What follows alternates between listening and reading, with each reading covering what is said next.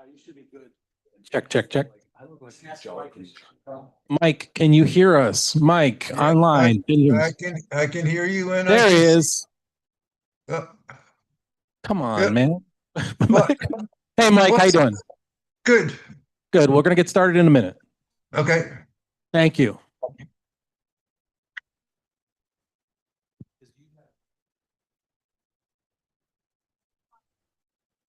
Because she's got people. Yeah.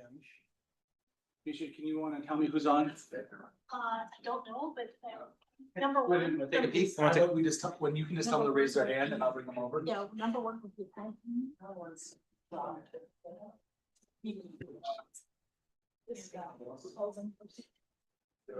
gonna do the LPC and I'm gonna do public testimony just to get it out of the way.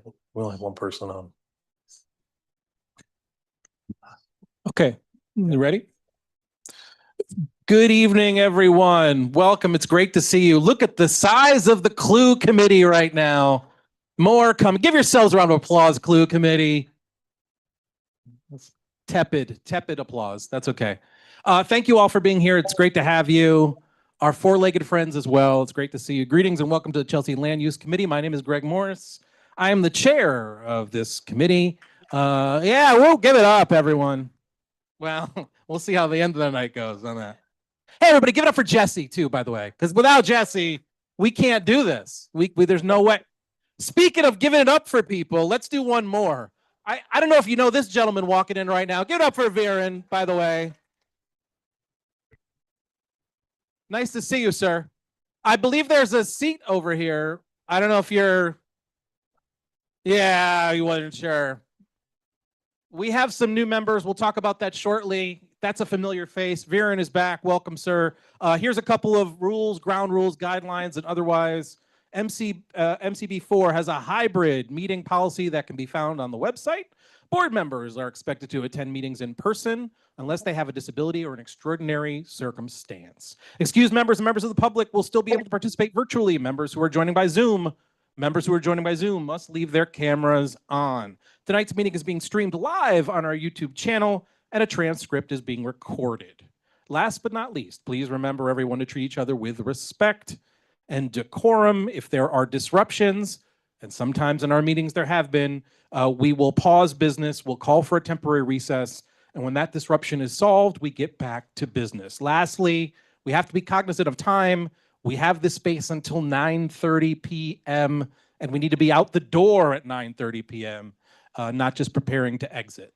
On that note, let's get started. Great to see everybody. We'll do introductions and we'll say hello, but I don't want to waste any time. I want to jump right in to our LPC application for 521, 537 West 25th Street for exterior facade, door and window alterations and interior alterations. By the way, we had a pre-meeting on this. Thank you to the folks who were part of the pre-meeting. Much appreciated, David, Pamela, much appreciated.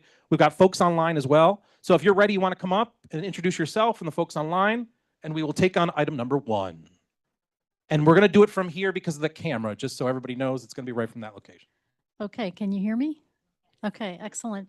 My name is Misha Hunter. I'm with Lee Saltzman Architects. We're preservation consultants for this project. And I'd like to introduce Anthony and also Daniel. Anthony is with ownership and Daniel is with BWD, who are the architects of record for the project. And please forgive me if my back is turned to you just with the angles, okay? Anthony, would you like to introduce yourself? Thank you, Misha. Good evening, everybody. My name is Anthony Cordagli. I'm the Vice President of Planning and Development at Prime Group Holdings. I lead conversions and expansions across our company's portfolio. Just very briefly, we're very proud to be introducing this project to the Chelsea Landmark Preservation Committee. And Prime is headquarters in Saratoga Springs, New York. We were founded in 2013. We have grown to a staff of 700 employees across the country in over 28 states with over 400 facilities. And we're very excited to be bringing forward this project. Although we have properties in New York, currently in Harlem, Queens, the Bronx, and Red Hook, we're thrilled to present this property in West Chelsea District. The project reflects our commitment to a customer-centered and design-oriented self-storage facility that blends with the historic context. And we look forward to bringing a thoughtful and adaptive reuse that respects the building's legacy. And with that, I would like to hand over to BWD Architects, who can share those details with you, and with Misha, to offer some more information. Thank you very much for the opportunity to present this project. We're very excited, and on behalf of Robert Moser and Prime Storage and the Prime Group Holdings employees and family, we're really grateful and very excited to be part of this new brand offering in the West Chelsea district. Thank you. Thanks, Anthony. Daniel, would you like to say a word? Thank you, Misha. Thanks, Anthony. Good evening. My name is Daniel Herrera. I'm with BWD Architects. We are the architect of record on this project. Our offices are based out of Falls Church, Virginia. We have decades of experience working in and around the 5 boroughs, as well as the Mid-Atlantic, Florida, and most recently the West Coast. We specialize in property developments, property conversions, and specifically self-storage facilities. We have a number of years and staff with experience in this project type, and we know the program inside and out. We feel like this helps us better position ourselves to bring a successful project to the West Chelsea district and provide a successful project for our client, Anthony. Thanks, Daniel. Jesse, would you mind queuing up the presentation for us? Thank you.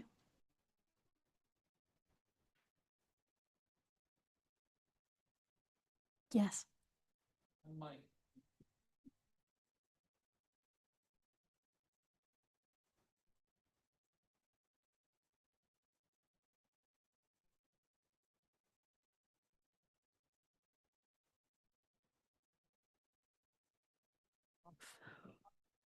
It's on now.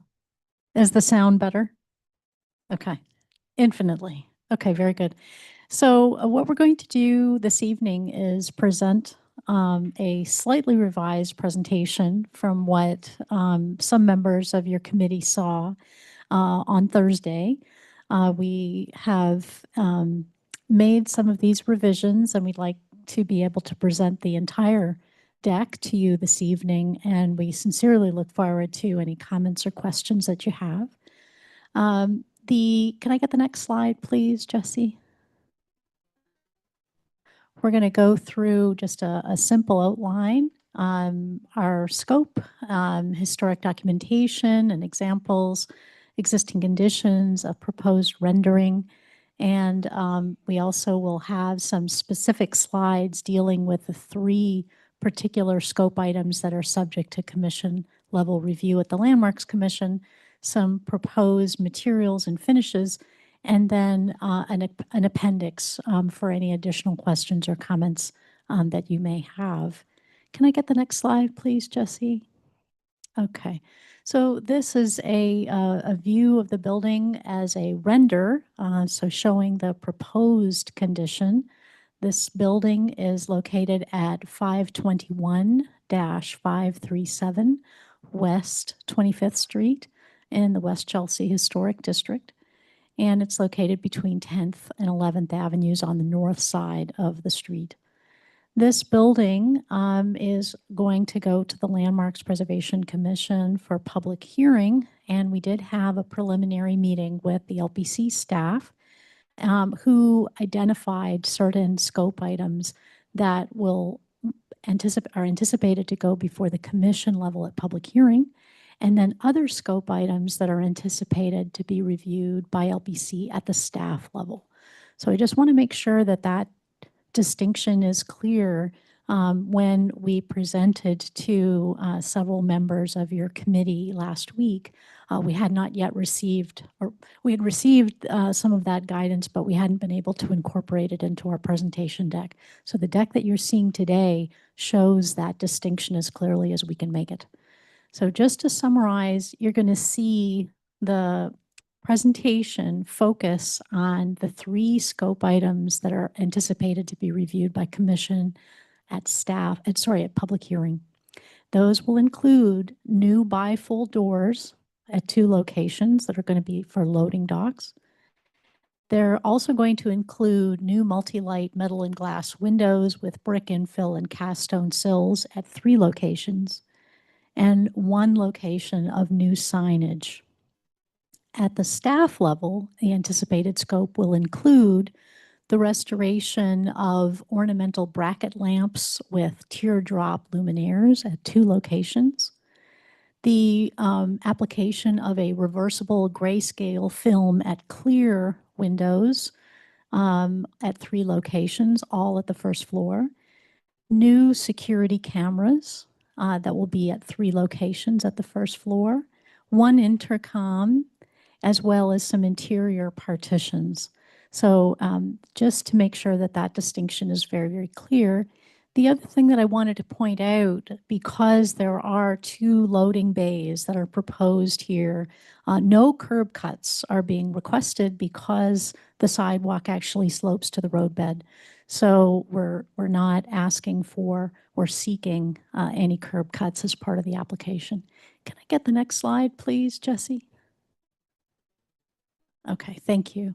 So again, just to show the building, it's outlined in blue on the left-hand map, which is from the Chelsea Historic District, the Landmarks Commission. And then on the right is the Zola map. So again, you can see the footprint of the building in blue hatch. Can I get the next slide, please? Okay. I did a little bit of digging at the Avery Library up at Columbia and also NYPL, looking at some wonderful map collections just to give us a sense of the history of the building. And this was originally built in 1900 to 1901 in the American round arch style, and the architects were Schickel and Ditmars. So the earliest map that I could find for the building is located on the upper left-hand corner of the slide from 1911, so the Bromley Atlas of Manhattan. And there you see the footprint of the building in the red outline, and you'll notice the name Conley Foil Company. So the Conley Foil Company was a manufacturer of a type of thin foil that was used for cigarettes and cigars wrapping. And I guess to keep the freshness. I'm not a smoker, but my understanding is that that helps to preserve freshness. So the Conley Foil Company put their manufacturing location here. Again, the building shows up obviously in 1920, but you start to really see by 1930, again, the Conley Foil name is no longer there. We're going to see a transition in ownership in a moment.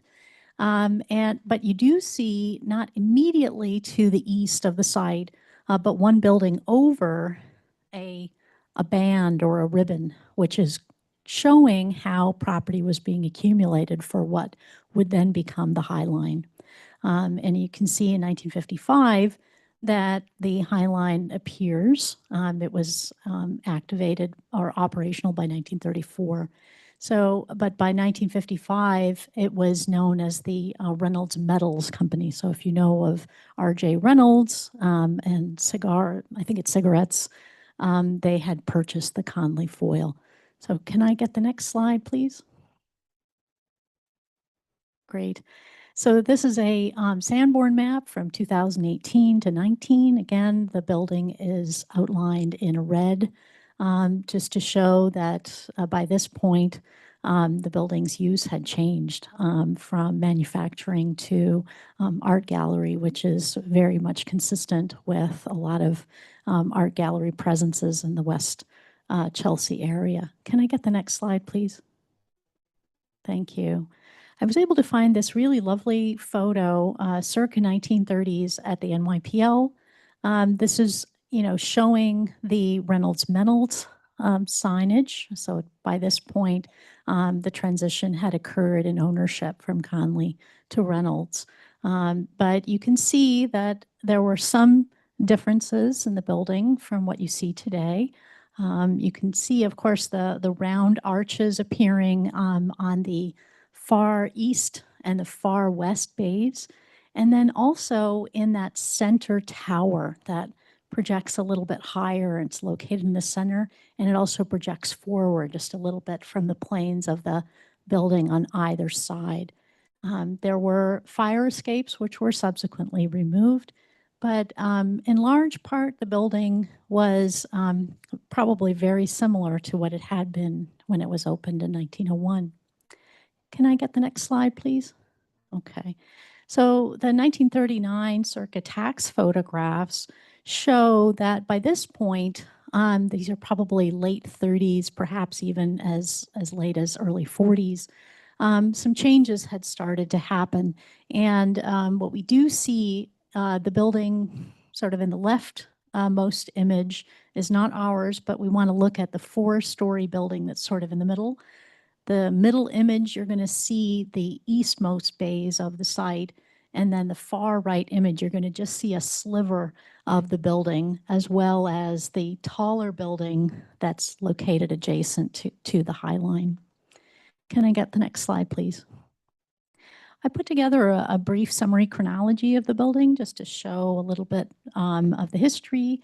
And I think for the purposes of today, we really see that a number of changes happened in the 1940s to introduce more loading berths. In fact, 8 new loading berths were added. And I think what's important here is to recognize that the building really accommodated change and allowed for and responded to changes in needs of owners over time. So there's that sort of narrative history of change. I think the other thing to note here, of course, is the 2008 designation of the West Chelsea Historic District by the Landmarks Commission. So we have the designation photo on the left, and you can see that the building is largely very similar to what you saw in the 1930s.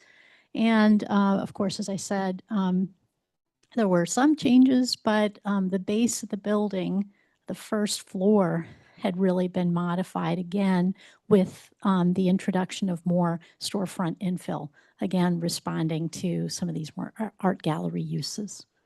And we do note that the Landmarks Commission approved in 2014 a certificate of appropriateness for new ground floor infill. Can I get the next slide, please? Okay, so this is a very long building. This is 200 feet of street frontage. Just to bear that in mind, this photo has been annotated to show the different building entry locations, I guess that corresponded previously with different tenants' entries.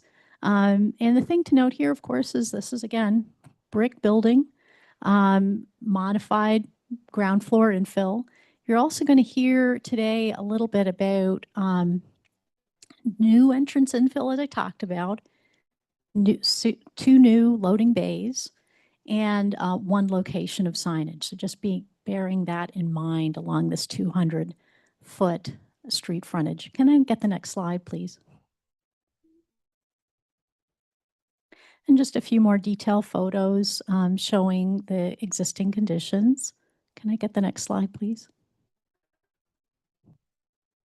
Great.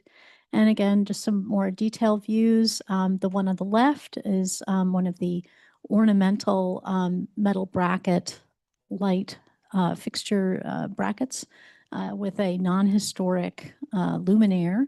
There are 2 of these. And again, as I mentioned at the beginning of the presentation, that particular scope item has been anticipated to be reviewed at the staff level at the commission.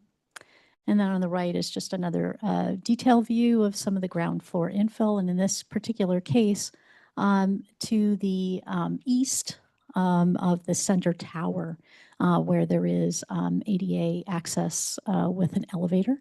At this bay immediately to the east of that is where there are stairs and where there will be the new entrance for the offices for this self-storage facility. And where you see that bifurcated transom above the entrance, that's the location for the new signage. Oh, God bless you. And just to give you a sense, of course, you are probably much more aware of this than I. There are many applications for work in the West Chelsea district that are under review by the Landmarks Commission. So I just wanted to bring just a few to your attention, whether it's the terminal warehouse or the Chelsea factory or the Starrett Lehigh building. There are a number of things that are happening in the neighborhood. So I just would like to mention also one other. Can you advance to the next slide, please? This is obviously not in West Chelsea. This is in Brooklyn. But I bring this to your attention because the Landmarks Commission staff noted that the commission recently reviewed and approved bifold doors, metal and glass bifold doors at another building. And they pointed out that it was at the William Ulmer Brewery in Brooklyn. So I wanted to just bring that to your attention because Daniel is going to speak a little bit about the bifold doors, but I wanted to tell you that that is something that the commission has previously reviewed and approved at another location. Can I get the next slide, please? And these are just some views of these bifold metal and glass doors in situ, which a DXA studio had presented as part of their application for the Ulmer Brewery. Can I get the next slide, please? Okay, I'm going to turn over the floor to Daniel, and he's going to walk you through the presentation in terms of the proposed scope of work. Thank you. Thank you, Misha, for providing that context. Thank you. And thank you to the board for being here this evening to hear our presentation. The project team, the stakeholders, the designers, all involved in this project, we all recognize the responsibility to the community to provide a thoughtful, relevant design. We're aiming at restoring and preserving the character of this building, within the fabric of the greater West Chelsea district. So we saw this slide at the beginning of the presentation. This represents some of the subtle changes we have planned for the exterior of the building. And then once completed, this is what the operational facility will look like. And in the following slides, we're going to dive into a little bit more of the detail that Misha had highlighted at the beginning of the presentation. May I have the next slide, please? Thank you. So starting off with our selective removals elevation. So this captures a number of non-historic elements that we're planning to remove. There's a number of existing points of entry with stairs that project into the public way, which are proposed to be converted into a unified metal and glass storefront within the existing openings. The new infill locations, they've been designed to replicate the existing adjacent storefronts by matching glazing patterns and rhythms and finishes. And other items such as vitrine signboards, non-functional conduits, junction boxes, defunct security cameras, banner brackets, all of these items are proposed to be removed to clean up the facade. May I have the next slide, please? Okay. So as a continuation of our selective removals, in plan, you start to see better some of those existing stairs that we have proposed.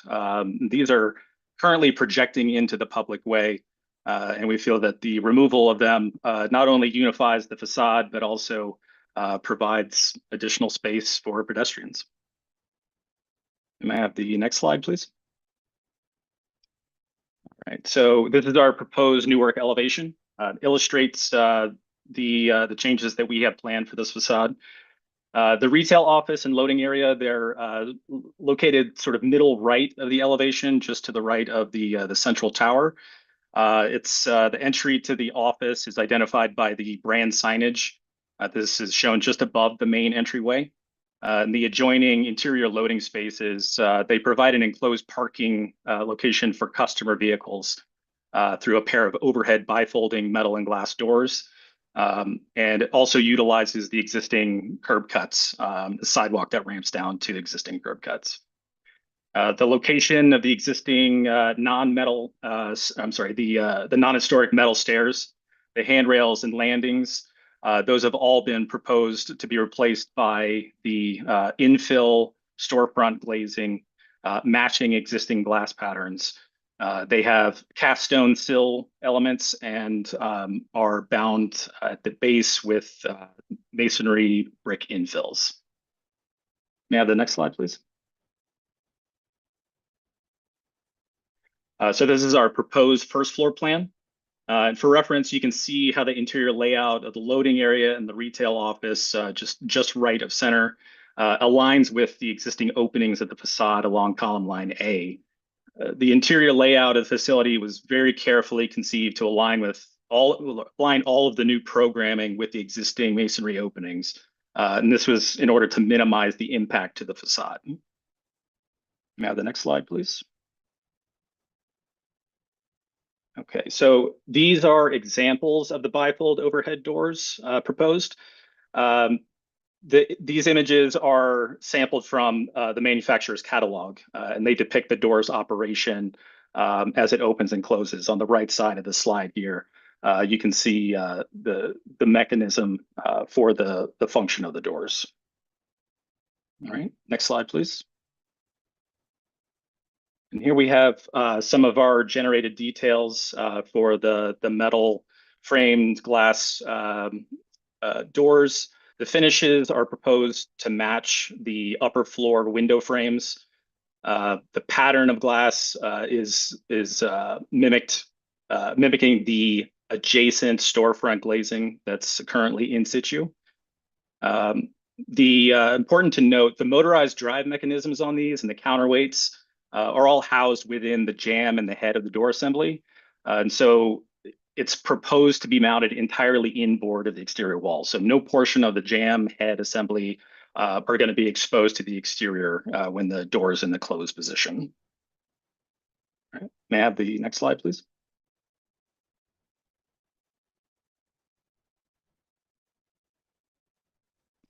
All right, so just revisiting really quickly the Ulmer Brewery. So this is sort of a precedent case for the bifold overhead doors that Misha had mentioned previously. May I have the next slide, please? Okay, so the proposed infill storefront glazing shown here, this will match the multi-light patterns of the existing adjacent windows. The infill locations, they align with in the same plane relative to the street line as some existing storefront. The window frame and finishes will match the upper floor window frames in black, and the glazing will also match the clear glass of the existing assemblies. Cast stone and brick infills of the storefronts are proposed to match as near as possible the existing facade for color variation, texture, bond pattern, mortar color, and tooling. May I have the next slide, please? All right, here we see some additional details for the proposed signage. The signage above the entryway to the main office is it tucks neatly into an existing spandrel transom assembly. The logo and the lettering are proposed as metal finished in primes storage. They're branded blue color. These are affixed by a very slim metal channel that runs horizontally. And then at the midspan point is a vertical plate for support. And all of these supports, the vertical support aligns with the existing transom mullion. Let's jump to the next slide, please. Okay. Misha, would you like me to continue through the appendix? I think these are the items for staff review. Sorry, no, thanks. I think, Daniel, unless there are questions from the committee. Thank you very much. Understood. Thank you all. Can we just get the first slide just very quickly? Yes, please. I think all I would like to reiterate is just that this is a very light touch application. This is trying to work with the fabric that exists. And again, just trying to allow for a modification program of adaptive use and repurposing that again is trying to be respectful of the historic fabric. Thank you very much, and we look forward to your comments. Questions from the committee?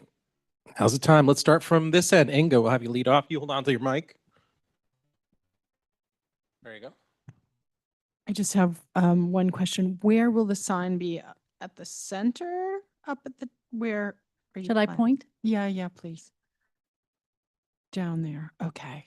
So for those that are online that are not seeing me point, Mhm. especially I think it's Mike. Mike, if you're looking at this slide and imagine that where you see the entrance labeled 521, that's at the far right. And then if you count inboard, 1, 2, 3, 4, 5 bays, you're going to see what looks like signage at the transom. Okay. And And it'll be about the recessed same entrance. size. That's what it will be. That is That the is and then the anticipated The scale. stairs you said are going. The stairs are there. Okay. The stairs are there. And they're going to stay. They're going to stay. They're going to be repainted Okay. because the paint is failing, a little bit Mhm. deteriorated over time. Okay. But the signage location is there. Does that Okay. answer your question? Yes, thank you. Okay. Jump to folks we haven't heard from yet, because I know you both. So I want to come back to you. Okay. Go ahead. Go ahead. Hi, thanks. My question is for Anthony. So in addition to this building, you guys have 511 West 25th as well? That's correct. Is there any anticipation that you'll be doing work on that building? We are planning to convert the building to resi, and we are separately working on that. Currently, it is we own this building. It's currently unoccupied. There are no tenants there, and we're in the process of going before the applications for resi conversion on that building. Thank you. I got you. I'll run mics here. Go ahead. The mic runner. I have a comment and a question. I'm confused by the stairs. Your presentation said you were going to remove the stairs, and yet stairs remain. Okay.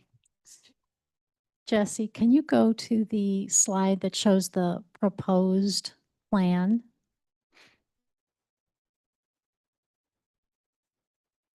Oh, sure. Okay. Keep going. Keep going. Keep going. Keep going. Keep going. Keep going. Keep going. Okay. I'm going to say keep going. Here. Okay, this is good. So what you can see on this plan, I'm going to point and try to describe as best I can for Mike, especially who's not with us in presence. So at the building, you've got 1, 2, 3, 4, 5, 6. 1, 2, 3, 4, 5, 6 stair locations. Okay. And 1 and 2 are existing to remain. However, 1, 2, 3, and 4 stairs are proposed to be removed. So there's going to be 2 that are existing to remain. So the one is at the way far west bay of the building, and the other one is just slightly to the east of that center vertical tower, right? So this is going to be the new lobby for their facility. Does that answer your question? It does, but your presentation said you were going to clear the sidewalk, and you really haven't. Well, 4 will be removed and 2 are existing to remain. So that's 2/3 that will be cleared. I hear you. You hear me. Yes. I go to the next question. Your lighting. Whenever lighting comes up, I think solar. And I wonder how much of this redesign of the building will include solar either on the roof or for the lighting in front of the building. Daniel, I don't know if you can speak to whether or not there's any solar plan for lighting for the building. I am not aware of any solar planning for lighting on the front facade. The 2 DOT luminaires, teardrop luminaires that are proposed to be reviewed by LPC at staff level would not be solar powered, to my understanding, all with concealed conduit. But Daniel, could you speak a little bit about whether or not there are any solar plans for the building for lighting? So at the moment, no, the proposed DOT luminaires at the front are the only ones that we have at the exterior that would be swapped or relamped. And the remainder would use building power. There's no proposal currently for on-site generation. So I underline your word currently and encourage you to rethink that.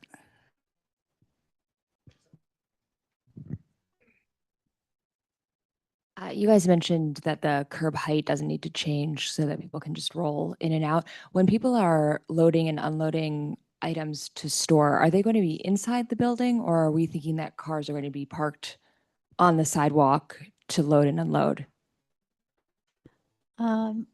My understanding, can you actually advance to 2 more slides? Yeah. So my understanding for these 2 loading bays is that vehicles will enter into the loading bays and do their loading, unloading there rather than on the sidewalk. But Even if it's like a moving truck, how large are those? Daniel, do you have the dimensions? Because I'm not able to scale this accurately. Sure. The loading bay on the left side is 26 feet long. So these were sized based on what we typically see in the boroughs are Sprinter vans. And based on the largest XL footprint of that, we sized the larger of the 2 bays for that use. So then definitely not a moving truck. Are you speaking of like a large box truck, like an Like SU30? even a U-Haul sounds like. The Sprinter van is pretty small. They are. However, we do have some limitations on height with keeping some of the existing openings their size. We were somewhat limited on the type of vehicle that would be able to fit.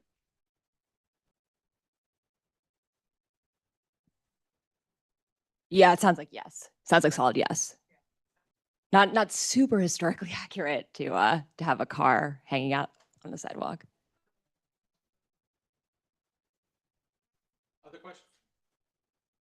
I got you. Can you just tell me, because I'm not actually familiar, I can't remember sort of right now, like, is the building empty right now? Has it been something else? If you can give me just a little input on that. And then my second question, which maybe you can answer at the same time, and maybe it's my eyesight and I couldn't quite see the detailed plans, but is it going to be storage on the first floor, or is it offices and something else on the first floor and storage is up above? And about how many storage units are there proposed to be? Okay, so I'm going to ask for Anthony and or Daniel to answer the question in terms of the number of storage units. My understanding is the building is currently vacant, and that the proposal for storage units is going to occur on all 4 stories of the building. But Anthony or Daniel, can you amplify the answer to that question? Sure. Actually, Anthony, I'll defer to you on the occupancy, and I'm just very quickly going to pull up the total unit count.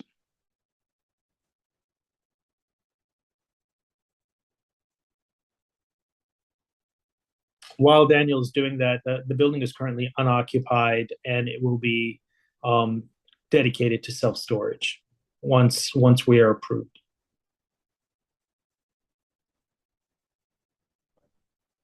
Just as a follow-up to that, this was my question that was going to come to anyway. On the far west entrance where you're keeping the stairs, isn't there a tenant in those first 2 columns of windows? And isn't that why you're keeping the staircase there?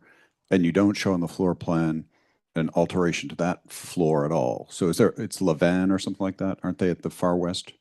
Correct. They're at 541 West 25th Street, and that building is not being altered. Thank you.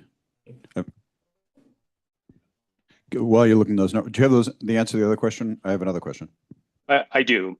So we have roughly 600 floor units and about 700 lockers. So the lockers are located above the floor units.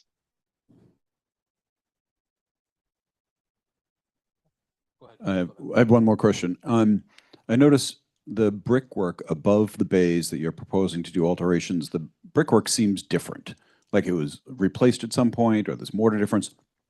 Was there any discussion about fixing that and replacing it back to its original standards? Or why is that brick different color? Do you know anything about that other brickwork? Jesse, do you mind putting us back? Go back. And go back. Yeah, go back. Let's see here. Yeah, one more. Yeah, this is a spot. This is a spot. So, but I think what I wanted to do was the overall view. One more. Oh.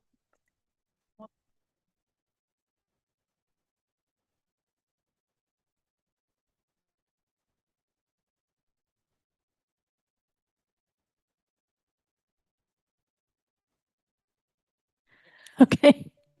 So, as you can well imagine, that this building, being 125 years old, has had a number of changes occur to it over time. I'm going to try to keep the mic pointed in the right direction. And as I mentioned, there certainly have been changes at the ground floor, particularly. As part of this application, we wanted to really look at the fact that there had been a number of changes to the base of the building. Whether it was the introduction of loading berths, particularly in the 1940s, or modifications to accommodate storefront infill in the 2000 teens. Again, responding to changes. This current application does not include restoration of brickwork at this moment. There certainly have been changes to segmental arched openings and flat arched openings, or introduction of flat arched openings where there had been segmental. So I think, that some of this too is the patina of the building and how it has shown itself to have been changed a little bit and altered over time. But overall, the sense of the round arched architecture style for which this building has been identified in the designation report remains. All of the character defining brickwork that you see, particularly along the roof line and at the east and westmost bays and the center tower remains. So a lot of that character defining detail in brick, which is a pretty humble material, but in this case, really shown to illustrate, I think, a very robust and at the same time elegant presence for a rather humble and functional use for a manufacturing warehouse building in 1901. I think it's stood the test of time.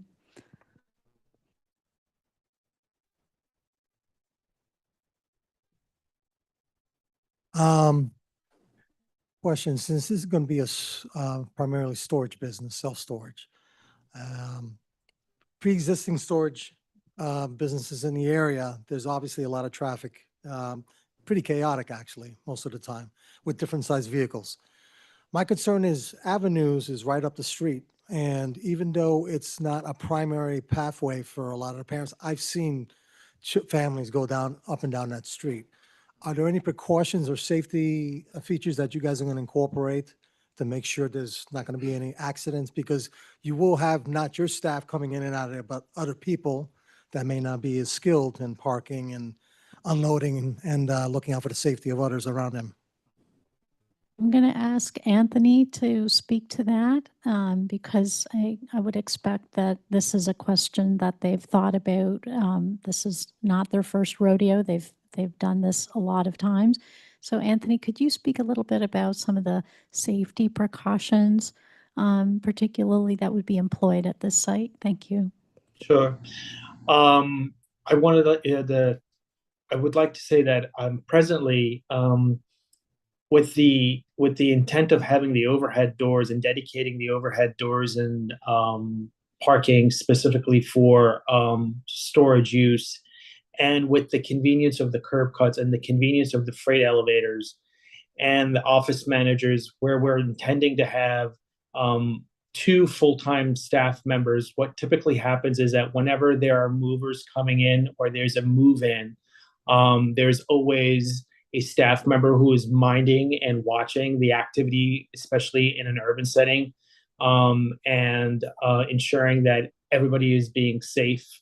And the convenience here is that the freight elevators are such that they're, street level, and we have the dedicated loading bays.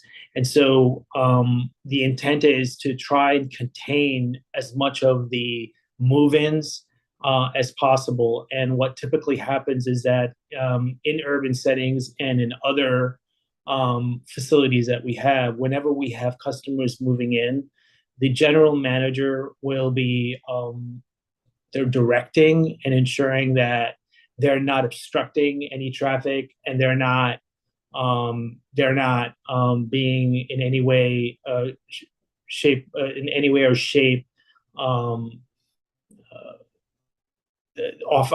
causing any security issues or pedestrian issues. So that's the intent here as well.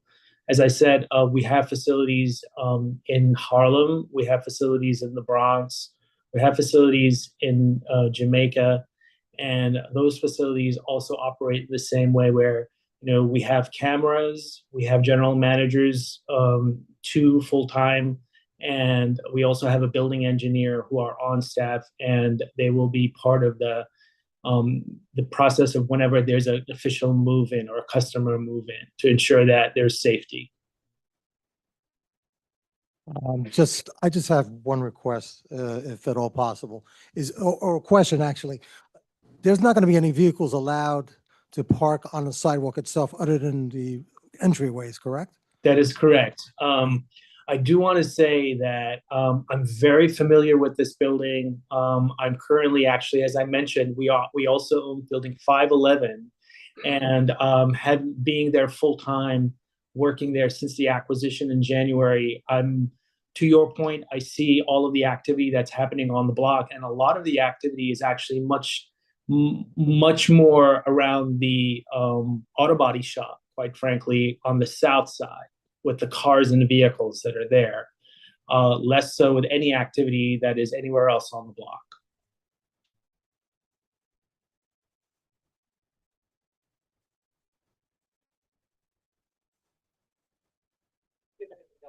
So, very quick question. The question about brickwork being patchy, why has it not been scoped in? Why it was not scoped in? While you're doing all this work, why not include restoration of the brickwork as well? Wouldn't it automatically kick in? No?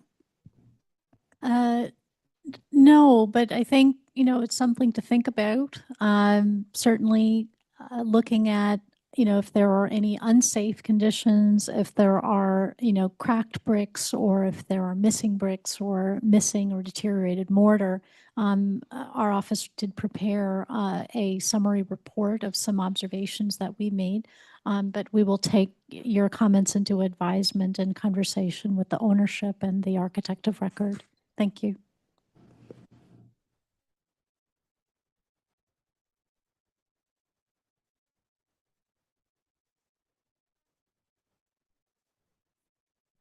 Thank you.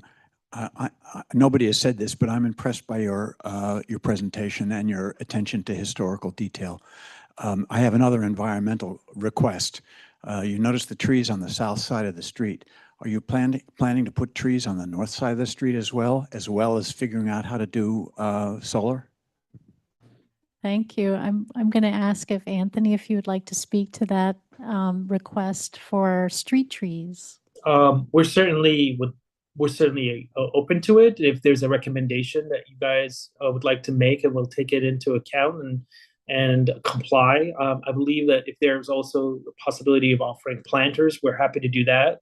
and stay within the guidance of your recommendations. As for solar, I would really defer to BWD Architects, as they're in a better position to comment on that. So as the existing building, the construction type, we do have some limitations of what kind of dead load we can add to the roof. There is obviously the local laws geared towards sustainable zones within the 5 boroughs. So there are limitations for what can be supported by an existing structure, and the roof of this building is original. The structure, the roof joists, the heavy timber framing at the top floor. So it's something that would need to be evaluated, but we certainly can't say for certain that the original roof as is would be able to support it. And what I can say too is that the Landmarks Commission, in their updating of the rules, the most recent set from 2023, does include, accommodation for solar. I'm working on another project for in Brooklyn where rooftop solar panels are being proposed. But again, it's a case-by-case evaluation, and we'll certainly take that into advisement. Thank you.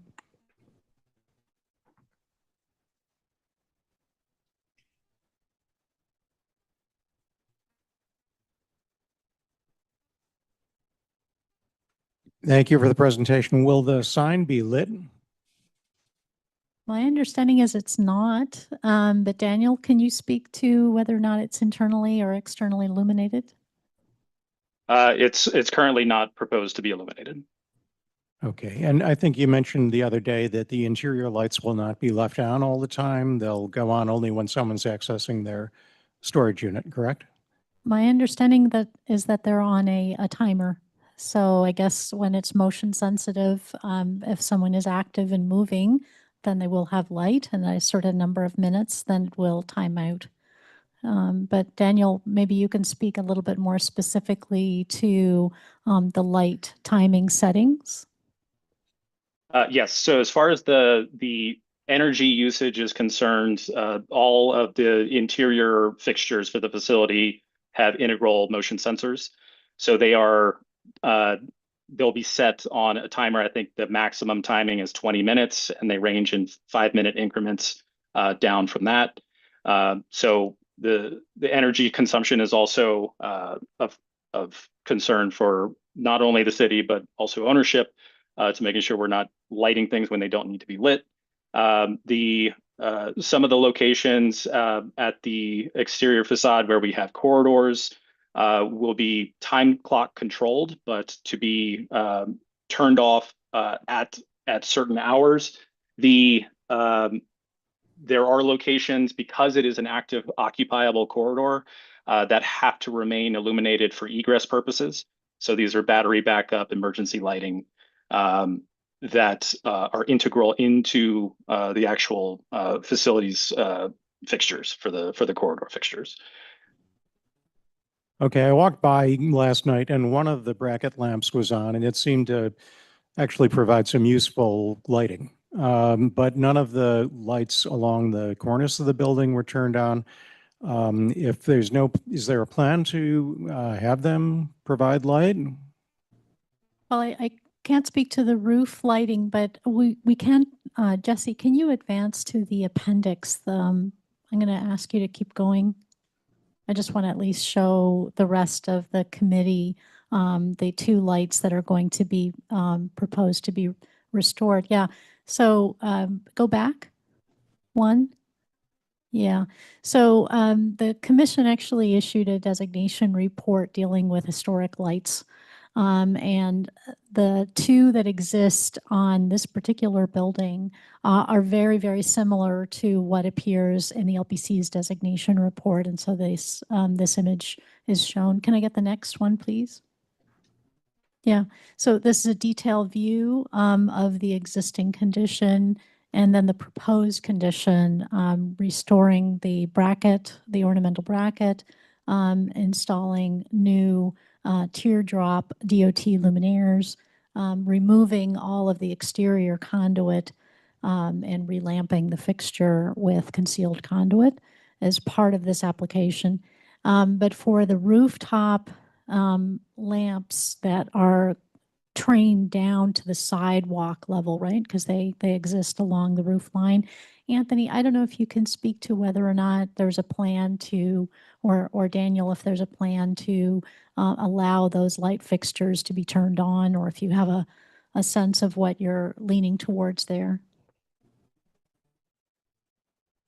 I defer to Daniel, but we certainly, as this building is a new acquisition, we're just starting to just get a sense of its operations. And this 4-story is currently unoccupied, as is the building 511. But since those lights are existing, we have no objection to using them or continuing to use them, assuming that they're compliant and that this is okay with everybody here. Daniel, I don't know whether you had any additional thoughts on this. We don't have any objections to reusing them or putting them on and turning them on at night. It's not something I think we've given too much consideration to. What are your thoughts? So it seems the lights could easily be refurbished if they're non-functional currently. It's if the conduit wiring and switching is already in place. I don't see any reason why they couldn't be reactivated. Right. I was going to actually recommend removing them. They're kind of a distraction. I don't think landmarks, if they weren't there now, would look favorably upon installing them. So if there's not a need for them, I'd recommend removing them. You mentioned the sills will be cast stone. What's the existing stone on the building facade? I think it's a combination of blue stone at the banding, so you can see. Actually, can you go back, Jesse? Going back. Yeah, keep going. More. Oh, actually, that one was perfect. One more in advance. Yeah, this is great. So my understanding is that they have brick with blue stone banding at band courses across the building, but the other sills that exist at the storefront at the first floor are cast stone. So the proposed cast stone for these 3 bays would then match the existing cast stone that are found. So there's more of a sense of harmonization of that condition at the base of the building. Okay. And what's your plan for the planters in front of the building? I'm not aware, but Anthony, there are existing planters. I noticed that the plants that exist in them have died.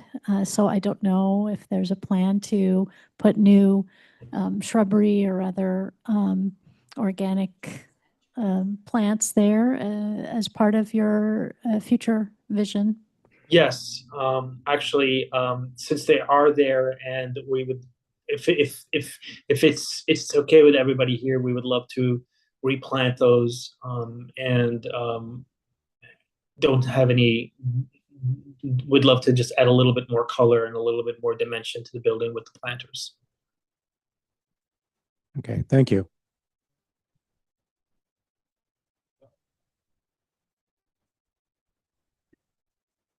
Hi, thank you. This has been a remarkably pleasant experience. I wanted to go back to something we talked about on Thursday, which has to do with the infill over the second opening from the right end of the building, which is a bay at the moment. It's one of the, can you go to that slide that shows just that?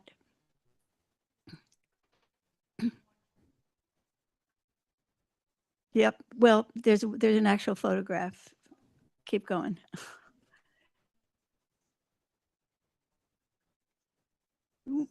Well, kind of. It works, but there's one that's even better than that. But we can deal with this.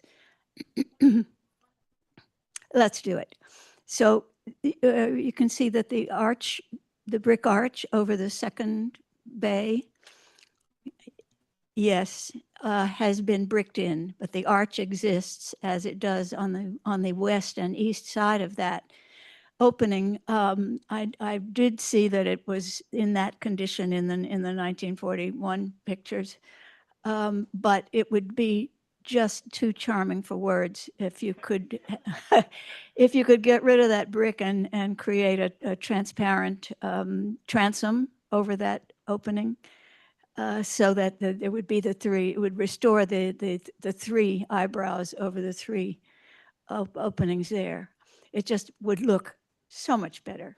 So if I understand you correctly, you would like for this window condition to be removed? No, No. what I'm talking about is the brickwork. Just removing Yes, this? exactly. And Oh, I create, see. to just create a transom there, a transparent Oh, transom. I see. Okay. But there. remove, but Just remove the pull window. out the nasty bricks and put back I a see. transom. I see. Okay. Thank you. That was, well, we talked about that before, and I don't know where that falls, but between, who's responsible for making that kind of call, whether it's LPC or this is at staff. I don't know. I agree that the brickwork, the replacement bricks over the two bays that are just to the right of the main entry, it's so much, it looks so different from the rest of the building that it would be wonderful if that could be, that brickwork could be replaced with matching brick for the rest of the building. I understand that that's next to impossible to achieve a perfect match, and maybe we just don't go there. The two light fixtures, those guys, that one and the one that's not working at the western end, put a new bulb in there because that one's working. And if the two of them were working, then you really don't need the roof lights. Those are my comments, and I thank you very much for this presentation. Great. Hi, very quickly. Have hours of operation been determined when the building is occupied, and what kind of security will you have? Will you have cameras on the inside, the outside? Can you talk about that a little bit? Yeah, I can't speak to the hours. I'm going to defer to Anthony to speak about the hours of operation. But in terms of the security cameras, there are 3 that are proposed. And they're about the size of a tube of lipstick. They're very, very small, and extremely minimal, and they're mounting also with concealed conduit mounted at the mortar joints to be, and also finished to match the adjacent brickwork, so that they really are not visually obtrusive, are extremely small, and given the extreme length of the building, 200 feet of street frontage. The other thing I was going to speak about with the lights, just to go to your point, is that one thing I'm not an expert with security cameras, but I can tell you from my experience that it is important to have some type of light that's close to the security cameras, that helps with the feed of the security cameras. So by relamping these 2 brackets and providing the new luminaires, that's also probably going to help with the security camera feed, if that makes any sense. Okay, thank you. Oh, sorry, Anthony, can you speak to the question with regards to hours of operation? Sure. Typically, the operating hours are between 9 a.m. and 6 p.m.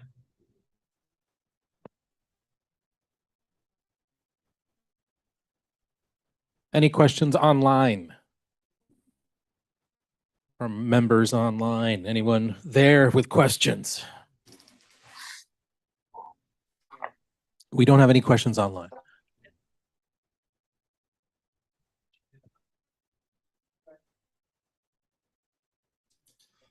Yeah. Mike Noble, did you have something? Because I saw you come off mute.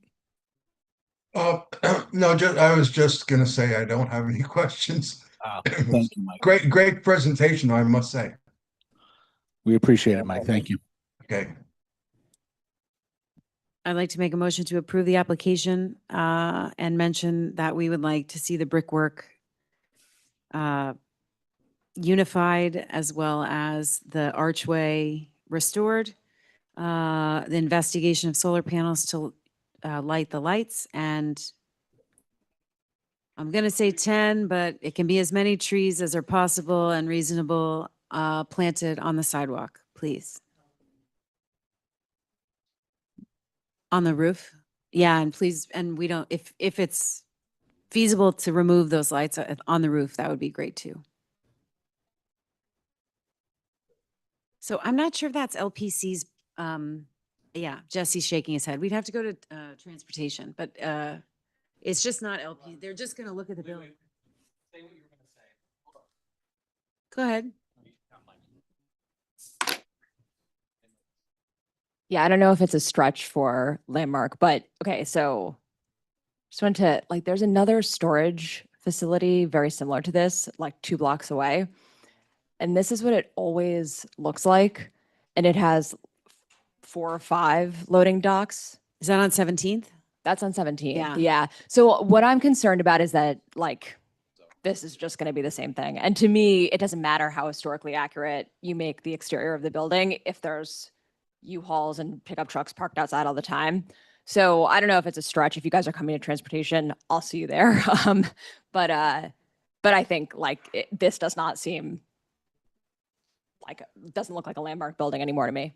Jesse, is that can we bring up traffic flow to LPC? I'm just trying to keep this in the scope of the presentation. Yeah, no, I mean, honestly, it's not an LPC scope, so it wouldn't be something that they would be able to, put a condition on in terms of a vote from the commission. But I think we can list it as a concern. Yeah, and I think you're hearing, ask them to come to the transportation committee Yeah. when they are ready. yeah, and I think you're hearing that that's going to be a concern for the community board. Is that okay with you? Sounds to you? Yeah. I forgot. So sorry, I have a motion. So are we adding to the motion? Question on the motion though, is that example you're showing, do they have interior loading bays? Because this site has interior loading bays proposed and that one I don't think does. It looks like the van is parked next to the window. So the van in that image could fit into this loading bay that they're proposing. So that's where I wanted to clarify. I have to like walk upstairs to get into that one. Yeah. I don't think unless anybody there has other an issue crystals with in the the motion? suggestion of the motion, then Thanks. Hold on. Yes. Yeah. Okay. I just want to make sure we got you. Second of the motion. Okay. Yes. Sorry. All those in favor? Mike, online, we need to see you to vote. Aye. Chair is not allowed to say timeout. All those opposed, you got the count? All those opposed? Any abstentions? Any P&E? Unanimous it is. Thank you very much. Thank you. Thank you. And thank you. Give it up. Give a round of applause right there because that was intense. That was an hour and 25 minutes of just good stuff all the way. Thank you very much. That's right. That's right. We didn't get into some things we normally do. Looking forward to seeing all the trees. I think that's the real takeaway here. Thank you, everybody. That was great. Let's move on to the next section. And by the way, let's do this. Let's do the committee discussion on the next section, which is the NYC Charter Revision Report. And then we'll do public testimony after that. We'll get that in before we jump into other committee discussion. I don't want to lose the chance to get that up front. To those of you online, thank you so much for this presentation. You were fantastic. You are dismissed. Everything's under control. Good stuff all the way. And we've got a lot of comments, so you'll see that in our letter. Thank you. Thank you.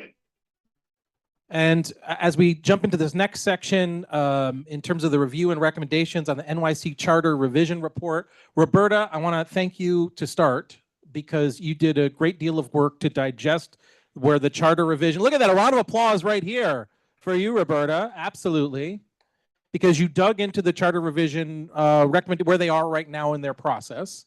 And you came up with a series of questions that it was important for this body to sort of dig into and think about. I'm going to turn it over to you for a minute if it's okay to do so, because I'd love for you to just let us know where we are in the process right now. I know that HHS also started to weigh in on this, and I know there's some open questions we could dig into here, but would love to hear from you what would be most helpful. Sure. So thank you, Greg, and thank you to members of the committee. The mayor announced a charter revision commission, I guess at the end of last year.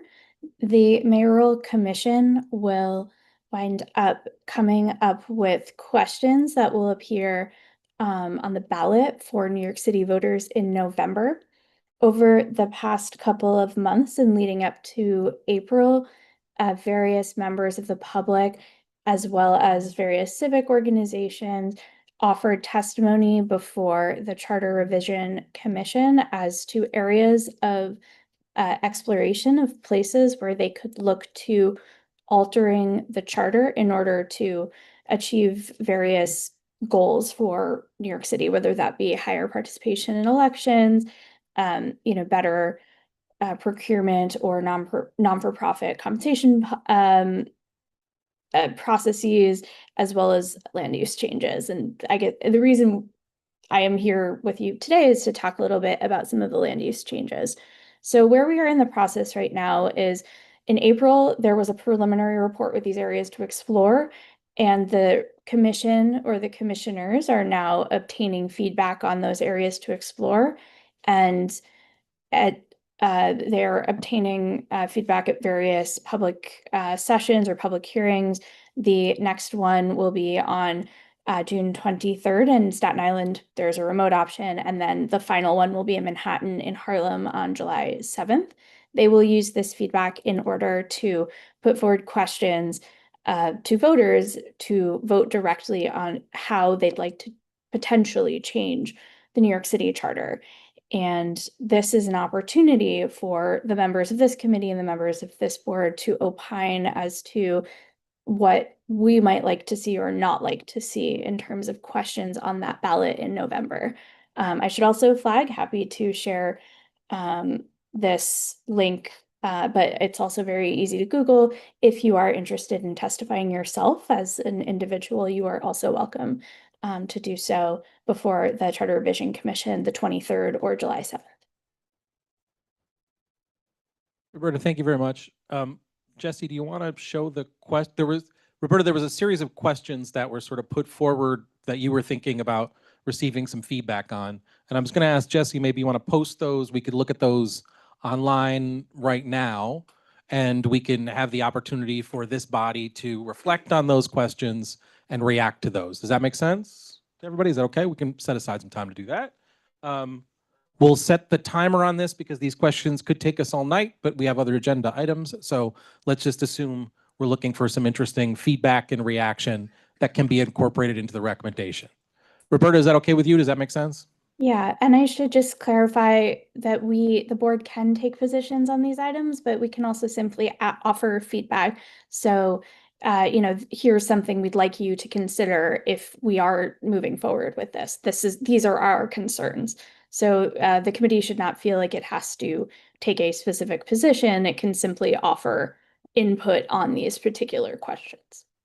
Yeah, so what I'll do is, and it's a little hard to read from the distance, so I'll just sort of note some of the questions here, and if there are specific discussion reaction, we can throw that in. I also want to note, co-chair of HHS, Maria, I know that your group did have some conversation about had some reaction and response to some of this content, so if you at any point want to jump in and weigh in on what your committee talked about, we can pass the mic to you. Okay, so we'll start here and then we'll look your way. Okay, is that fair? All right, so just in terms of the housing section, we're just going to look at a couple sections here. So just in terms of the housing section, should ULURP be amended to reduce the application burden for small projects? Should there be a faster procedure to expedite small projects? Should there be a streamlined approval process for affordable projects, for 100% affordable projects? Should the city designate a zoning administrator to review certain certifications, special permits, or authorizations? Should ULURP be, here's some reaction from this side. Should ULURP be amended so that the community board and borough president review be consolidated into the same 60-day timeframe? Should the city council be required to act in a limited timeframe to approve projects on land-controlled health and hospitals. Very intense questions we could debate and discuss for days on end. Looking for initial reactions, thoughts, or feedback. Carrie, go ahead. Thanks, Rick. Just to be clear, I asked Jesse if we could turn down the AC, not what his opinion was on these questions when he said no. So my initial reading of some of this is a little concerning because I think that the details of what, you know, small projects means and, you know, what is a small scale residential building? Like it's totally, you know, it's very unclear. They showed a photo of a sliver of an alley and like that's meant to represent any kind of small scale residential building or small project. So I guess my first comment would be that to ask them to be very much more specific about what that means. I think there's a lack of detail in like, what does a modest amount of land mean? So there were certain things that jumped out at me as like, I don't know what that is. I don't think I'm reading here 100% affordable projects, but I don't think I saw that. Maybe I missed it. Because in my notes, I also have what is affordable housing. There is no definition that I saw for that. So that might be us saying 100% affordable. In which case I think it's I have a different, you know, feeling about that. But right now what I read was not identified. Is it 10%? Is it 20? Is it 30? Is it MIH? What is it? So that would be something that I would want to get more detail around. And just looking at this quick list here, the first section, I would be opposed to consolidating our review time. I think we represent the community and the community needs a moment to, you know, get the right information, respond, have us respond, and then, you know, go to full board, as we know that sometimes we get so crunched, we can't even do that. And it's very hard to hear from our community and represent them if we don't have that 60 days. Sorry. And there was this zoning administrator I would be against as well. I feel like that is like trying to take power away from our city council. And it concerns me that somebody who would be sort of citywide would be making these decisions versus somebody who's way more responsible to our actual community and the issues that happen on the ground here. So those are just my feelings. Other folks want to weigh in? Let's go Marty and then we'll go this way, okay? May I just provide one piece of Roberta, go ahead. information? So because I think this came up in Housing, Health, and Human Services, this 60 days, currently the board has 60 days. And so this in theory would not lessen the amount of time that the board has to review projects. It's currently 60 days. It would be 60 days under this theoretical question. It would just put the borough president's time. It would run concurrently with the board's time. And there may be reasons why we wouldn't want that. Or in Housing, Health, and Human Services, it came up that perhaps it would make the borough president take a more active or hands-on and more cooperative role with the community boards in order to obtain feedback. So I just wanted to clarify that those would ultimately be concurrent and it would not decrease the amount of time that individual community boards have. Thank you for your statement, Carrie, and thank you for yours, Roberta. I reread the June 6th memo that HHS wrote to itself or to the executive committee, and I agree with most of it, and much of what you just said is asked and answered in the way you answered it in this document, and that's good because you're on track. The one thing that I wanted to add on page 5 of that document, you talk about cumulative impacts, or the document talks about cumulative impacts. And I agree that cumulative impact should need to be taken into consideration. what is in front of us if we start talking about cumulative impacts is how that's imposed, to which I don't have an answer. Is the last project that accumulates over the whatever the hurdle point is responsible for it, which I don't think is fair. Is there a mechanism that can share the responsibility for whatever the cumulative impact is over a wider group? And what is that wider group? I didn't see it. Is it in there somewhere?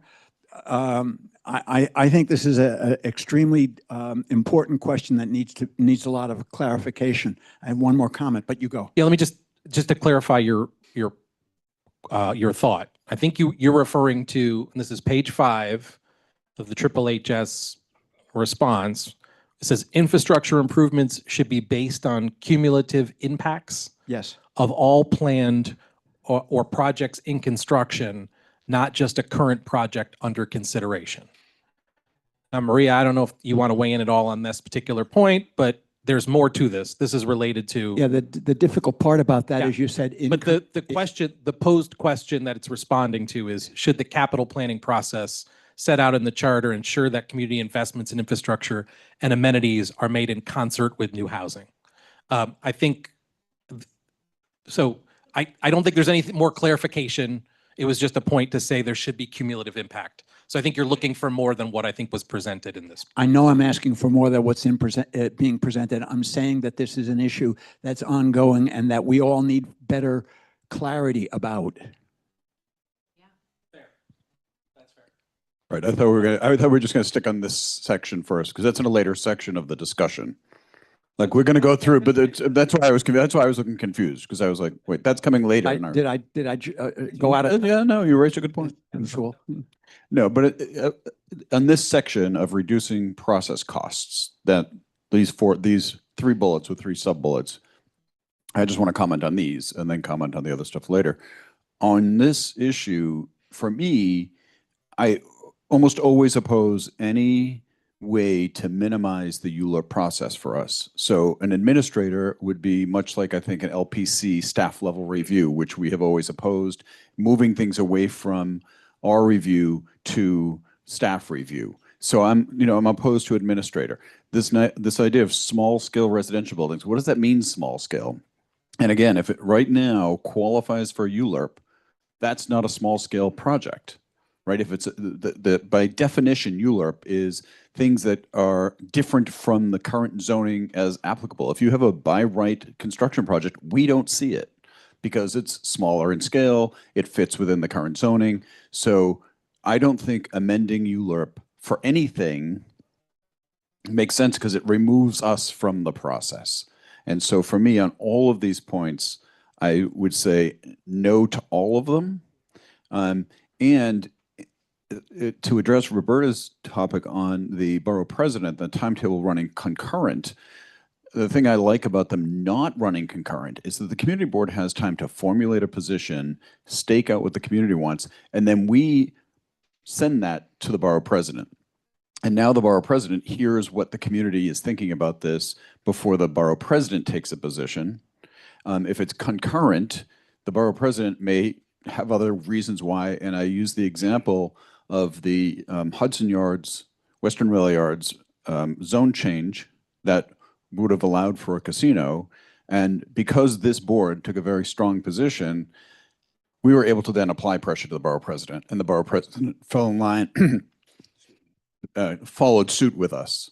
And I think if there were concurrent processes, I don't know that the borough president would have taken the same position. So I think keeping those separate, and given, again, that the definition of ULURP is because it's a complicated project. It's not a simple, small scale, or anything like that. And looking at the 100% affordable projects, I mean, NYCHA is a 100% affordable project in its existence, not the way we're going forward, but that is an example of why we want to be involved in all those discussions.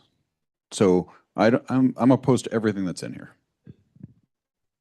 If I may, I did just want to add an additional point of information from the report and also a bit of context from HHS.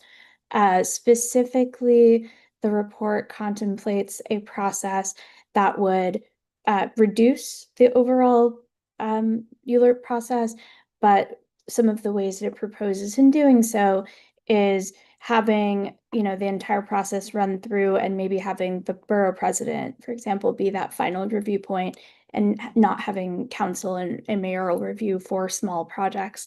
One thing that was interesting in the report was it did put forward the idea that of all of the ULURP projects they were able to find over the past decade, only one saw a variance for less than 40% increase in zoned capacity. And that is, according to testimony, reflective of the fact that it is very costly and time consuming to undergo such a process. So that if you did want to see projects that, you know, were sort of in the middle of that, so greater than what zone capacity is at present, but then is lower than that higher bound, then it might be appropriate to see if there is a lessened process. But one of the things that came out of the other committee was just that you never want to remove the community board review and particularly the public review process. So I know this is a new thought, and it's a question about what you said, Roberta. You said this is going to be, and we know that this charter revision is going to be on the ballot. You said it was going to be on the ballot this November, and you said that a lot of these questions would be on the ballot. I've seen ballots that had that were relating to charter revision, and what's on the ballot is usually a very general statement, accepting the whole ball of wax, and not being able to object to any part of it. So what is your understanding of that? I'm going to pass the mic to whoever's next. To quickly answer that, so this is a much earlier part of the process. So this is a preliminary report where we are trying to respond and to hopefully shape the scope and the types of questions that appear on the ballot. So ultimately, this is a very unsatisfying answer, but we do not know what those questions will ultimately be. But I think the hope is by expressing the you know, very reasonable, very legitimate concerns of members of the community that we can help shape both the scope of the questions and then which questions ultimately appear on the ballot. Go ahead, Viren. Thank you, Roberta. Go ahead, Viren. Just a couple of quick sort of clarification notes. ULURP is a pretty well-established process. Borough president is not the final stop. City council is. The way it's broken down, it's actually pretty well structured. So I wouldn't touch anything. Number one. Number two, small is very hard to define. I actually have a project in Bushwick, which is so tiny, it's actually somebody's backyard, which is actually currently owned by city. And the front portion, which is 56 feet or something, is owned by the person who bought it. But because it's a city-owned plot, it becomes a bigger issue. It has to still go through ULURP because now the ownership is going to change. Is it small enough for it not to have to go through ULURP? No, it's going against what my client wants, but it's going through the ULURP. So ULURP is very well established. I would leave it alone. City council has a say in it at the end, but it starts with us. And the significant component of us is community boards, because we speak first, and then everybody else follows. So I think that what Paul was saying is actually absolutely accurate. The second part I'm going to say, there's something called UDAP. Many of the people in this room might not know, but there might be particular special projects. And I'm going to screw up that entire acronym, but it's, urban development action area. Designated, urban development designated area projects. Now, those are actually considered to be special projects, and by and large, they happen to be the sites which might have city or state-owned component to it, and they go through the two parts to it. One is the typical UDAP, which is much quicker, and the second one is even quicker, which is called expedited UDAP. So there are three different processes which are already in place. And I think the significant point that I want to make is those 3 points, they may sound very fascinating, but I wouldn't give away the organized power the structure actually provides community for being the first. Yeah. Let's take one more. Go ahead. Let's take one more on this section and then we'll start. We have 2 more sections I'd like for us to just take a peek at. Go ahead. So I think I would just ask for several points of clarification because I think I'm not convinced that this is the right remedy for the issues identified. I didn't see any evidence in this report that the primary reason that there weren't more small projects happening is because of ULURP. So it's kind of tautological, the reasoning here. It's like the reason that we don't see many small projects is because ULURP is too heavy a process, but I mean, we'd have to change ULURP to test that. And look, we didn't see any evidence that, like, we didn't see anything from developers. Like, I didn't see any really like compelling evidence for that. I also think it was very vague about what the community board involvement might be in any fast-tracked process. It was not clear that we would be cut out of it entirely, but the fact that it was vague was a little concerning.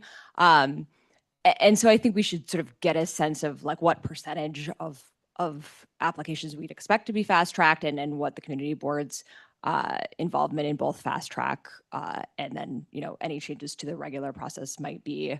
And then finally, I think the zoning administrator, that's a good role to define, but it's not a crazy role. Like, it's not a role that no city has. It is an established role. But yeah, I think all of those, they could use a lot of clarification.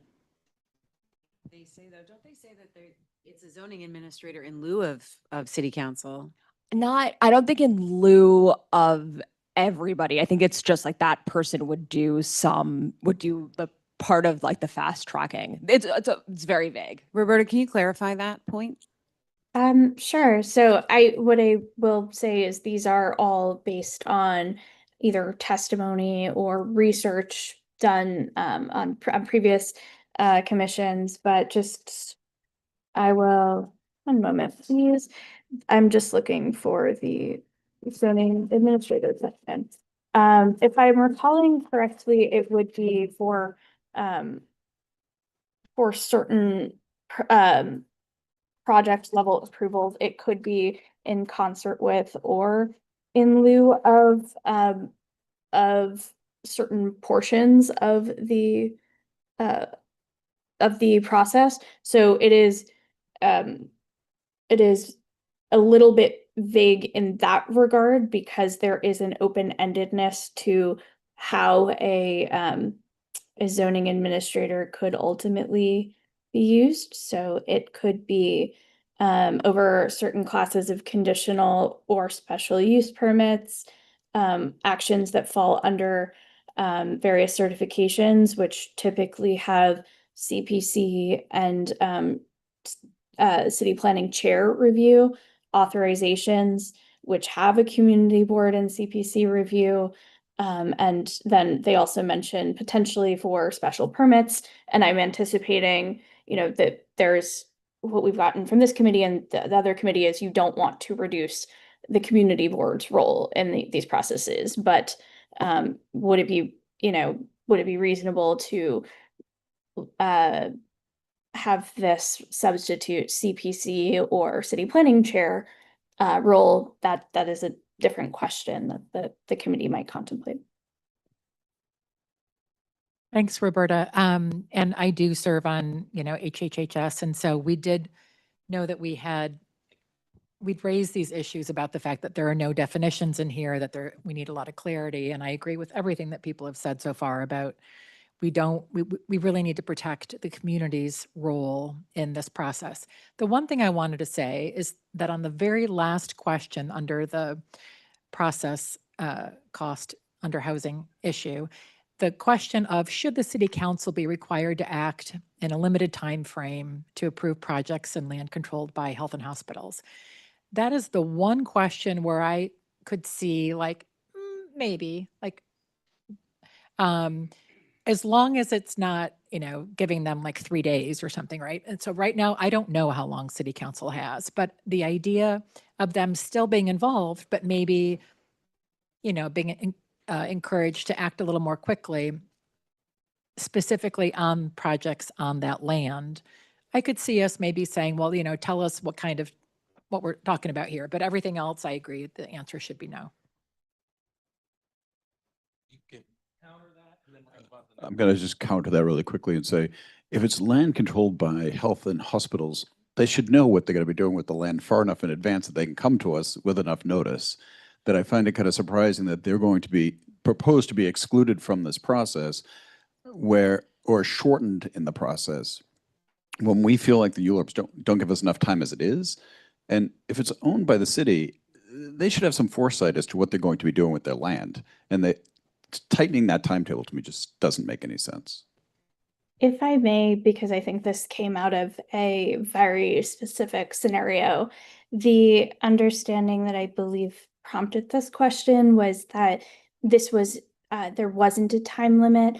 And so I believe this came out of a question surrounding a project in the Bronx that went through ULURP, where the ULURP was approved, and then council needed to act on the this sort of health and hospitals piece, and just simply did not, despite the ULURP being approved. And so there was a question as to if there should be some sort of time limitation, and so that council could give either an up or a down vote on that particular action. Let's jump to the next section. Elevating citywide needs. There's this section and one more. So the next section is elevating citywide needs. I'm just going to read it out loud in case folks can't see it where they are. Should the charter be amended in order to make it more challenging for places that have typically blocked new housing, particularly affordable housing, to veto a land use action of citywide importance? Should there be a streamlined public review process for some subset of housing community districts that failed to permit housing in line with the City Council's fair housing framework? Should the capital planning process set out in the charter ensure that community investments in infrastructure and amenities are made in concert with new housing? Should the charter be amended to require the city adopt comprehensive planning frameworks that account for not just housing, but also aspects like workforce development, infrastructure, sustainability, schools, and access to open space?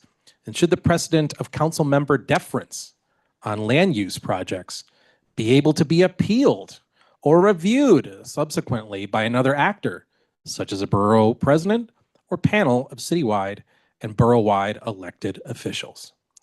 Any thoughts or reactions to that particular set? And before I jump into anyone here, Roberta, anything you want to add or react to related to that question set?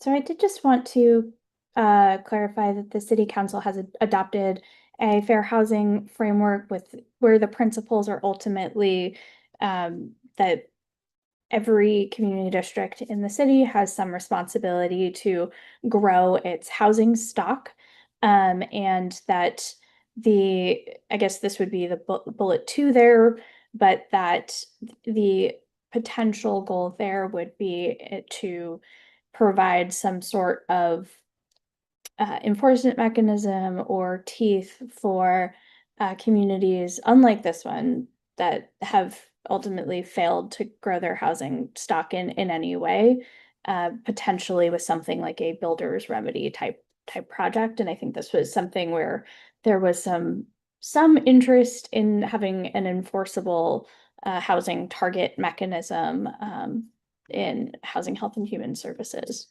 I did want to explain that a little bit more. Thanks, Roberta. Any thoughts, reactions from anybody in the room related to this question set? Katie will lead it off.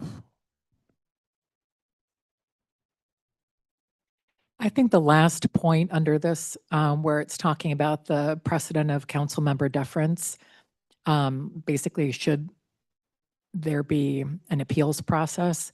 I think that just adds difficulty and complexity into the process. It basically is sort of saying the buck doesn't stop here. We're going to add another, layer or two, and I don't think that's helpful. So I think we should say no to that. Any other thoughts, reactions, questions, or insight? Carrie? I'm not sure if this feels like sort of like mayoral overreach from city council. So I would just love to hear what you think about that, Roberta. And And I think that the third bullet point, sorry, I didn't read ahead. So I'm just wondering if that is what we're talking about with cumulative effect and making sure, I mean, it's, should the charter be amended to adopt comprehensive planning frameworks? Yes, right? The consensus. Infrastructure, sustainability, schools, and open access. Like it's a little confusing to me that that's even a question, because it's like, you know, we have these, in our case, some massive projects happening here, and we're fighting really hard to make sure that infrastructure is part of, you know, everything that's considered. And we're hearing things like NYCHA is going to have 5,000 new families, but only 100 kids. So, you know, it's, yeah, I guess I'm curious why that's here as well as a question.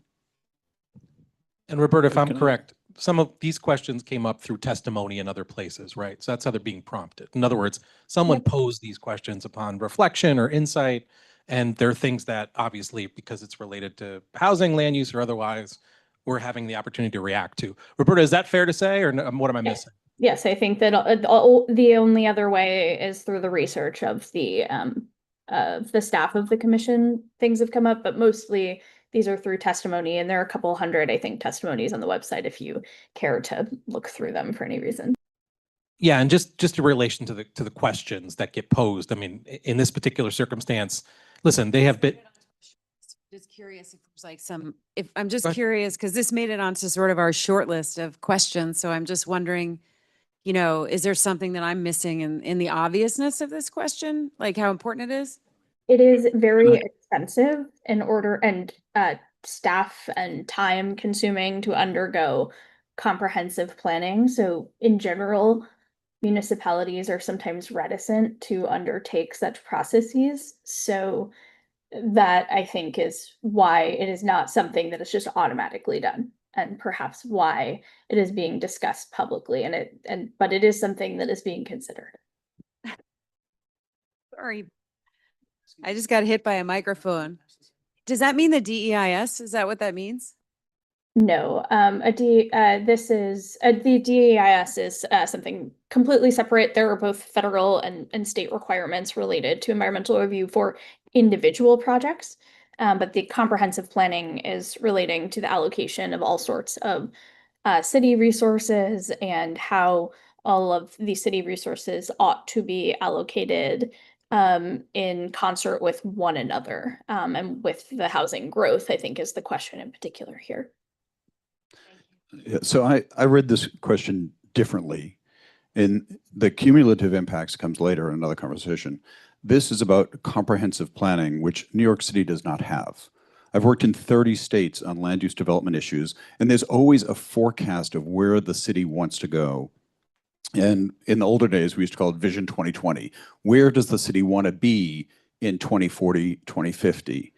This city doesn't do comprehensive planning.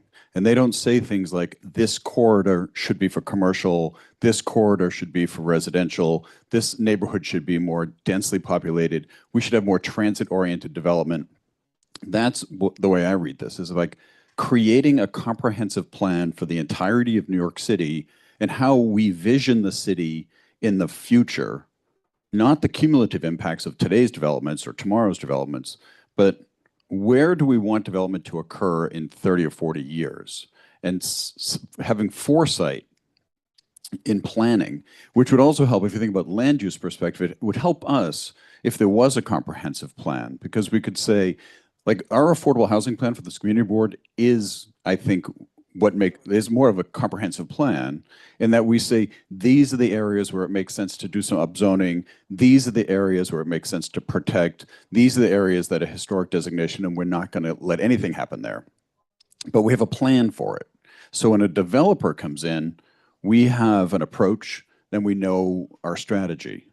And that has helped us with our community, with our affordable housing plan. That has helped us with developer communications to say, this doesn't make sense here, but this does make sense there. So for me, this notion of creating a comprehensive plan for New York City makes sense. I think we should support something like that. But so I read that differently.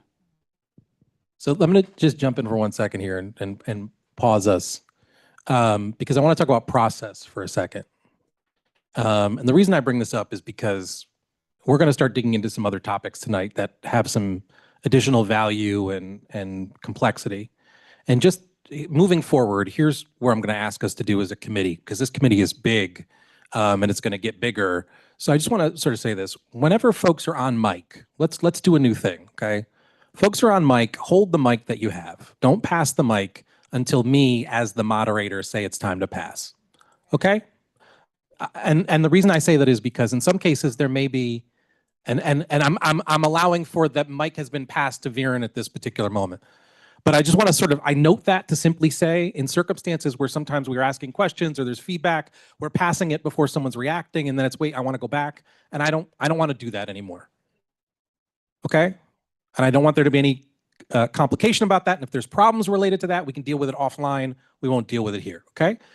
Viren, the mic's in your hand. I will let you know when it's time to pass that mic. Viren, the floor is yours. Just a quick clarification. New York City doesn't have a comprehensive plan because New York City believes zoning, land use, all of the stuff that they put together over the last 60 plus years is the mechanism towards a plan, number one. Number two, 5-year plans, 10-year plans, those things are being put in place every now and then. And that happened because the historical sort of background to it. 50s, they actually came up with 5 books. 1 book for each borough. And that was a comprehensive plan.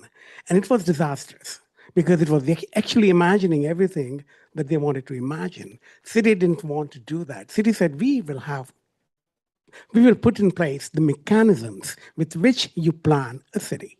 And these are the mechanisms, and they will be tweaked. They will be changed, which is why the process is like ULURP and UDAP.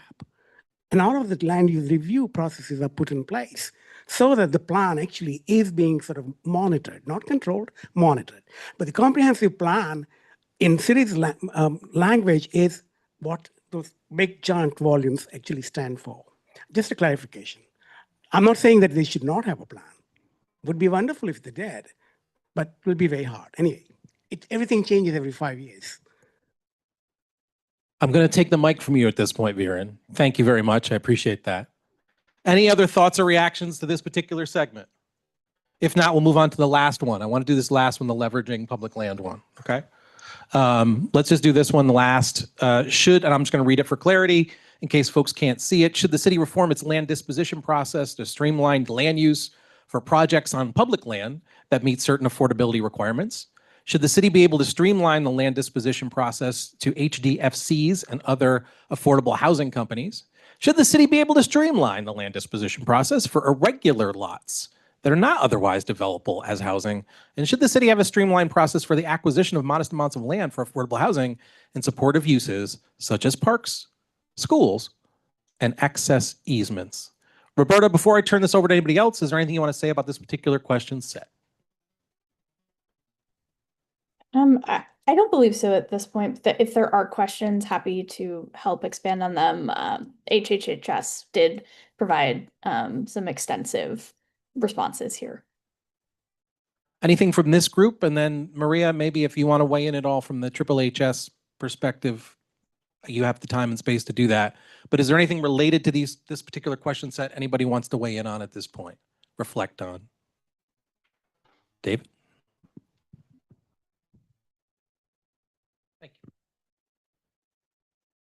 Well, NYCHA is public land, and I guess it would streamline the process whereby affordable housing is placed on it, and I don't think we would want a streamlined process for it.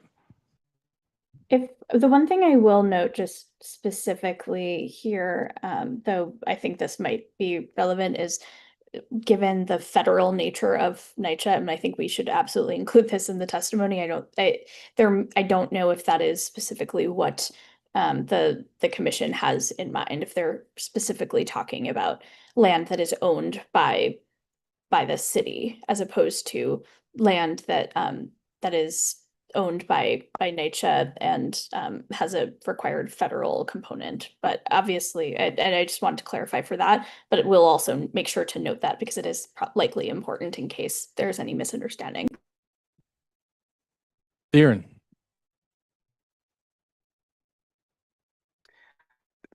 So Roberta, I'm trying to understand because currently we already have a process in place. If there's a city-owned land, it's to be used for housing. We already follow that process. Sometimes ULURP is required, and all kinds of review processes are already in place. So what are you asking for? And I apologize because I haven't got the documents that you guys had a chance to read. I haven't read it. So I will read it once I get access to that document, and I will probably provide comments via email. But please explain to me that if there is the site which is publicly owned land, whether it's owned by New York City or MTA, and if they want to do housing there, the process is already in place. If the zoning needs to be changed, then it has to go through ULURP. If the ownership has to be changed, it has to go through the process. So all those things are already in place. Expediting that, those mechanisms are also in place. So for example, if HPD owned a lot, they can put housing there and they can do expedited UDAP and simply hand over the site to another person or developer, and they can build housing there. But if that is something that the community takes objection to, then it has to go through entire ULURP process. So there are mechanisms that already are in place. So what are we questioning and what are we asking to be changed? Please educate me. Absolutely. So there is, I think that the report specifically talks about the disposition process for, in order to reduce it could be the length of time or the cost associated with a change in ownership. I think that you mentioned the UDOT process, but I believe and correct me if I am wrong, I believe that's only relevant for like the 420C and Article 11 abatement projects. So there are other types of affordable projects that might not be captured there. And so the goal, or at least the testimony that was heard by the commission, was that it requires, I believe, at least 180 days, as well as city expense in order to dispose of land for 100% affordable housing if it is doing so. And that the commission wanted to contemplate if that timeline or process could in any way be shortened or reduced in any manner. Yeah. We'll hold on. Roberta, let me just say thank you so much for all of the analysis you're providing now, for having laid out these questions, for soliciting the feedback and getting response. I think what we're hearing is there's more questions on this. There's the need for clarification in some cases. Remember, the purpose of the charter effort was about the city's desire, or in this case, the mayor's desire, was to convene a group that was going to end up putting something on a ballot that could be voted on for some particular purpose. And these questions have all come from how it is that people have reacted and responded, right? There's a ULURP process. Some people want to speed that up. Some people want to get it away. Again, we're not even going to dig into the sections on elections at this point, or not-for-profits, or those types of pieces, which are very deep and complicated. I just want to give Roberta, again, you a shout out for digesting this and teeing this up. I just want to say that to some of the response, which is, this isn't clear enough, or we need to know more. The hard part about this is that this is what this commission is trying to sort of unpack. And they're also soliciting feedback and response from the entire city to think about it, which makes it even harder to sort of dig into. On that note, HHS dug in, and that is in the Dropbox. So if you get time to look at the Dropbox, there is feedback and insight as to what you thought about. Maria, do you want to educate us and enlighten us as to what HHS thought about some of this content? Well, unfortunately, I was not at the meeting, and I watched the meeting, but from a different year. And let's just recap that for a second. You looked at it, but for 2024? I don't remember what year, but the charter revision was being discussed, okay? And so that was 4 years ago. So I watched the wrong meeting. Katie Stokes was there, Roberta was there. They know more. But and just a few days ago, like 2 or 3 days ago, I watched the correct meeting. And I noticed that some of the questions that were raised here were also raised at Housing, Health, and Human Services. also, did this committee see what we drafted? In the Dropbox. Oh, you all did? Okay, excellent. So then you saw that. Artie's holding it up right now. Thank you. So you saw that some of the same concerns were there. But Roberta and Katie could speak more to what occurred at that meeting, but Yeah, I just want to give you the chance in case there's anything Yeah. you want to weigh in on. Katie, is there anything you want to add related to the meeting itself? Roberta's been great in terms of laying this out for us. thank you, Roberta. And I think, I think Roberta alluded to this earlier, and maybe there was some discussion as well. But the big issue I think we all discussed was that there's such a lack of precision in the terminology. Like we don't know what, small is, right? And we also frankly don't know what streamline is. I mean, there are a whole bunch of things. So we were saying it's super tricky to be able to ask really specific questions when the language that is used was so general to begin with. So we were saying, that they would really need a whole definition section so that everybody can make sure they're talking about the same thing.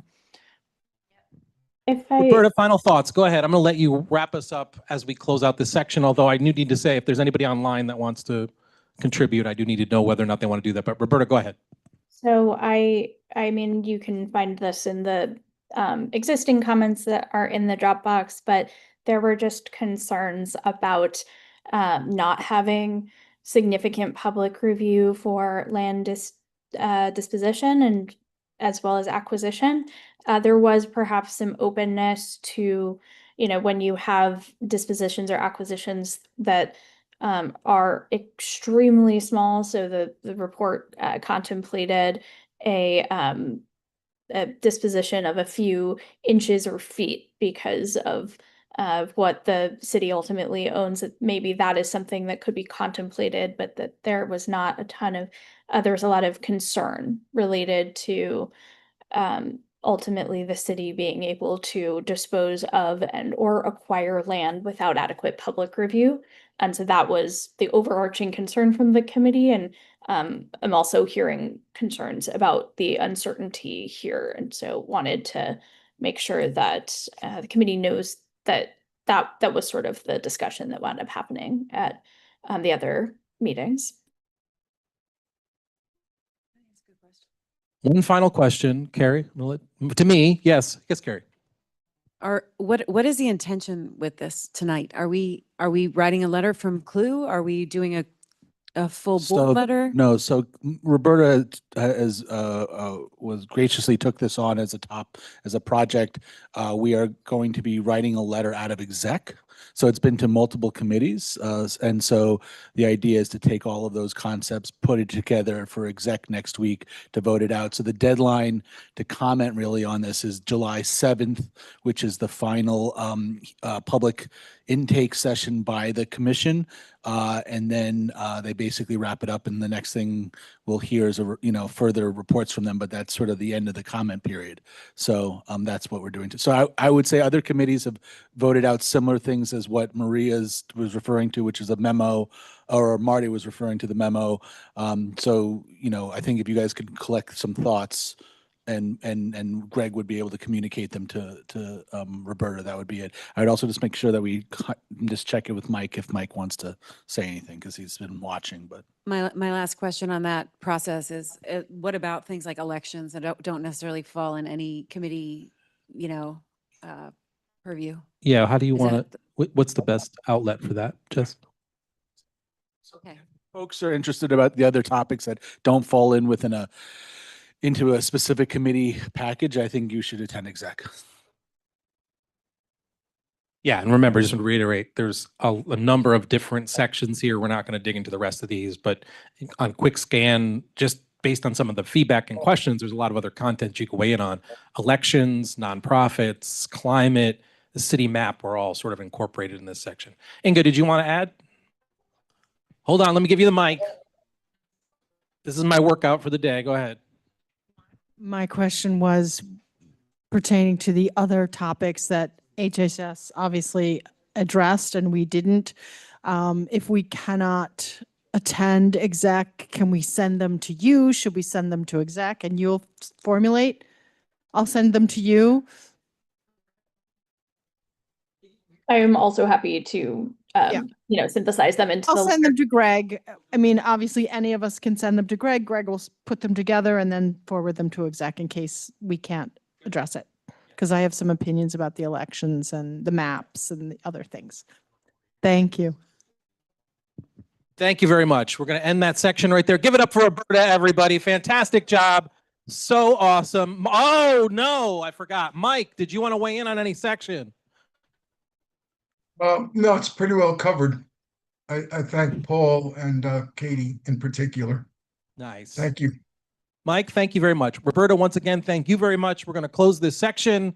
And again, as a reminder, if you have insight, feedback, and thoughts, the executive committee is one lane to hand that content off to. Me, I'm the other, and we'll make sure that gets in a timely fashion to the body.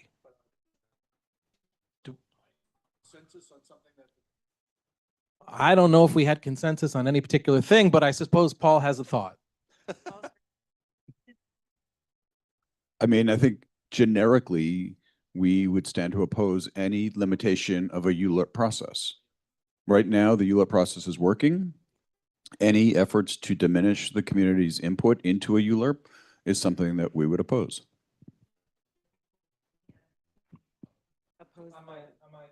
Paul, please pass the mic to Carol. I have. Carrie has her own. Carrie has her own mic. The zoning administrator, do we want to take a position on that?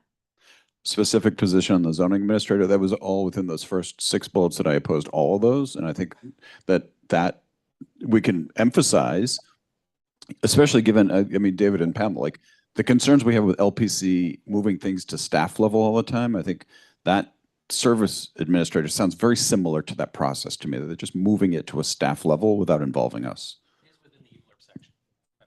I mean, to me, it also feels citywide versus, neighborhood wide or city council member wide, which is what concerns me the most. I think it feels very one size fits all. Okay. Did we have a second on that? Second? All those in favor, as a reminder, Mike, oh, there he is. Mike's got his hand up. All those in favor? Aye. Thank you. That was my hand. Any opposed? Any abstaining? Any P&Es? Jesse, you got it? Awesome. We're gonna switch over into public testimony at this point because we're already at 8:30, 8:40. So I'd like to do that at this point. And Alexa, you're the first one up. Once again, Roberta, thank you very much. That was awesome. Much appreciated. Stay on for as much or as little as you want, but you rocked it and we really appreciate it. Let's switch over to public testimony at this particular point. Alexa, and by the way, come over there. I'm going to have you stay. Wait. That's the mark. That's the mark to be on screen right there. Hold on. Don't. Come on. All right. Now hold on. First, hold on. First, you got to 2 minutes and you got to introduce yourself first. My name. Wait, hold on. Because we got to get this off screen first. Hold on. We have to wait for Jesse. We're just going to pause for a second. So Jesse clears the screen so we can see this because we want to make sure you're on camera. Okay. 2 minutes. My name is Alexa Cruz, and I live in NYCHA, and I oppose all this stuff with the demolition, and we have to go through the ULURP and all that stuff, and you well know that I'm part of the ULURP lawsuit, and I want to say that what's going to happen, you said something that brought to my attention, what is going to happen 20 or 30 years from now, okay? So what's going to happen with low-income people that cannot afford rent when they have the market rate rent charging $5,000 a month? Where are we going? And Botcher, Eric Botcher wants to take Section 9 out, and the president wants to take Section 8. Where do we go? You have that answer for us? Thank you. Thank you very much. I appreciate that. Renee?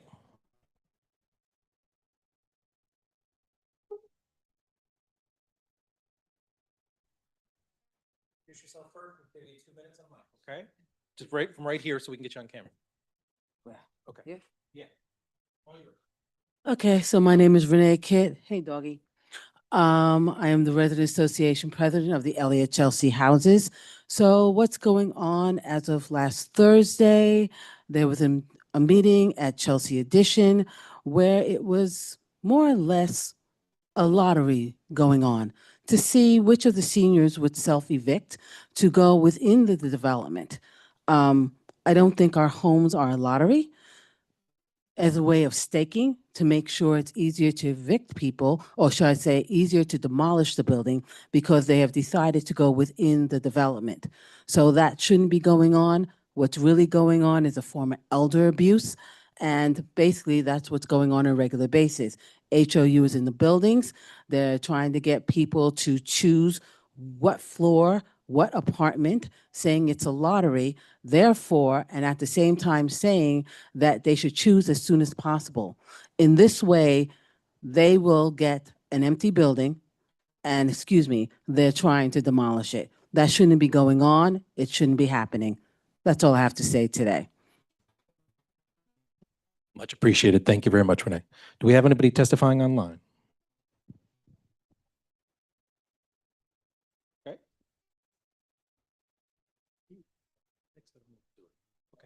Who's up?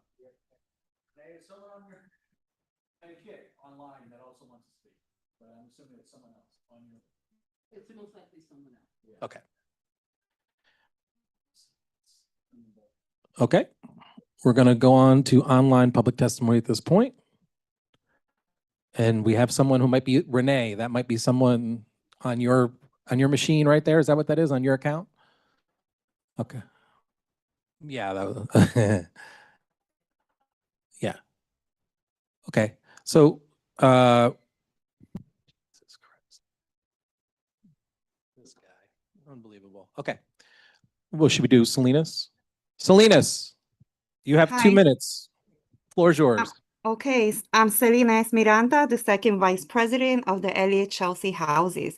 We have people making accusations of millionaires getting involved in our fight against demolition and calling our neighbors in Chelsea outsiders. But the real millionaires outsider in this proposal is related companies. They have billions and have contracted all of the third parties involved and everyone that has influence in this process, including relations with officials and joining forces with NYCHA Real Estate Department. Our neighbors live here and will be affected by the harmful and massive change. FEC tenants who are fighting against demolition are not getting paid. There's no monetary gain. Our only goal is to save our homes.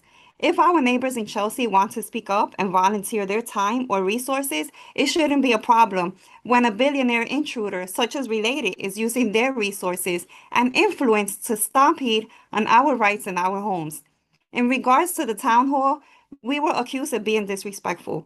When you have an elected official who's speaking and saying that they don't support corporate greed, but they actually do, then they will get called out on it.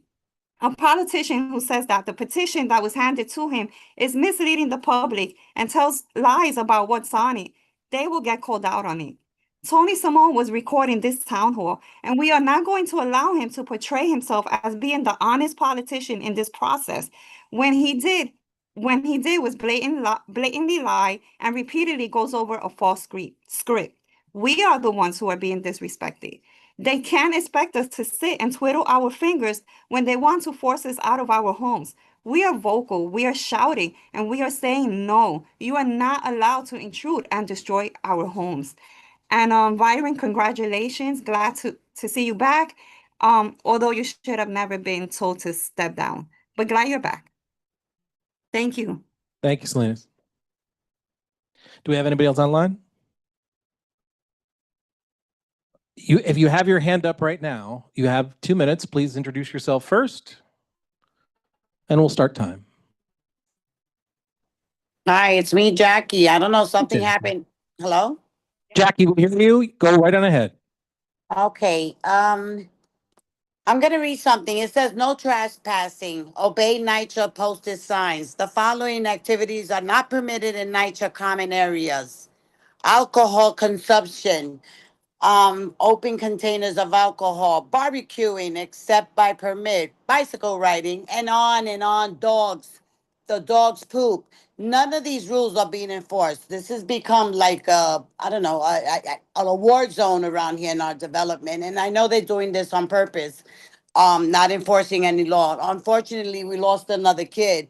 And on Facebook, somebody wrote that that's why we need demolition. That is so heartless. First of all, you don't promote our children for demolition. This is not a joke what's happening to our development. And I quite feel that there is a conspiracy here going on. And I just want to shout that out. And also no demolition. We don't want demolition. We've said it loud and clear, and residents have said it multiple times.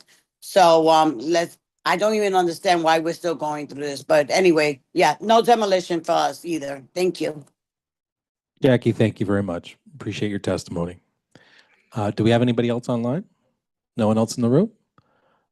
Public testimony section?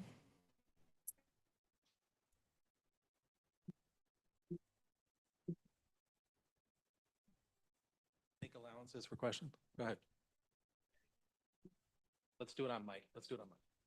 So Renee, I just have one question. I read, well, either Jackie or Renee, I read that 214 units, more than 10%, have been taken off the rent roll at Fulton and Elliott Chelsea and then are sitting vacant. Do you know when they were taken off? How recent or how?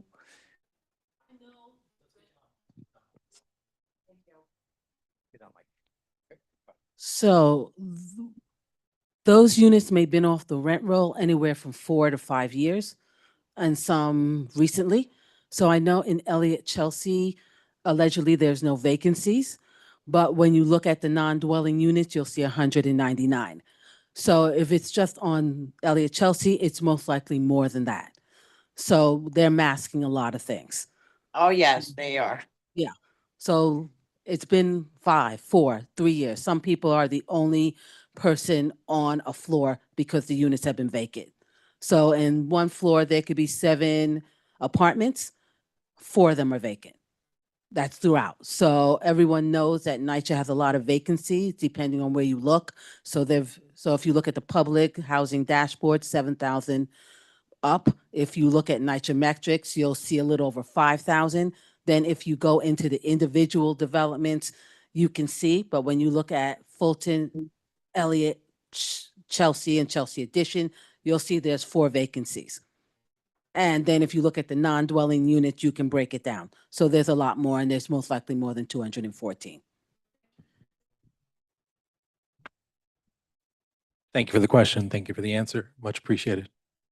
Okay, let's continue our conversation now. We're switching closing public testimony. We'll move into some other segments of our agenda. It is 8:51 right now, and we do have some heavy content to dig into with the time remaining.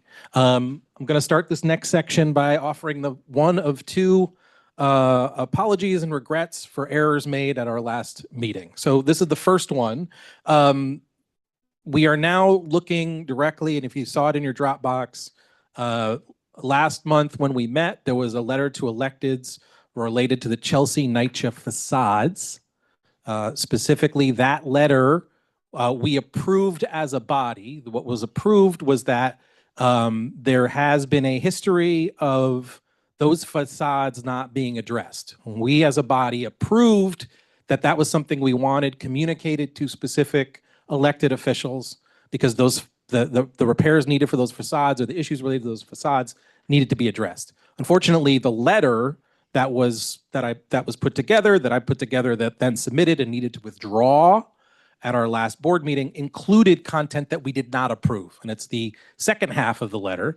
And we did not vote on this, in other words, and approve this, which was a segment which was more related to the accountability associated with the facade repair being connected to the infill project, rehabilitation infill project, and how it was that we thought that is something that should be highlighted as an issue. In other words, that the facades are being called out as something that that issue, we voted on agreeing that it needed to be addressed. We did not vote or approve that that was connected to infill rehab. So I just want to sort of note for you that letter was withdrawn because the second half of that letter was not something we voted on. That said, we are now in a position where if we want to discuss or have a conversation about this particular letter, we can do so. As I said before, we did approve the last time we were together the specific segment related to the facades and highlighting that as a repair issue that is critical and wanting to direct it to some specific elected officials. We did not approve any other aspect. I'll pause there to say, in case there is an interest at this particular moment to dig into this topic, we are capable of doing so.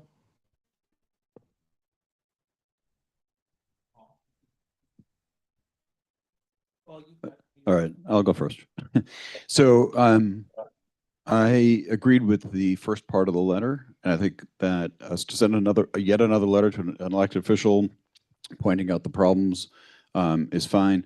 The concern I have about the second part of the letter that was inserted after and inappropriately based on the motions that we had made and we'd approved, I don't support the notion of inserting language into a letter that we as a committee have not had a dialogue on, that hasn't been posted on an agenda.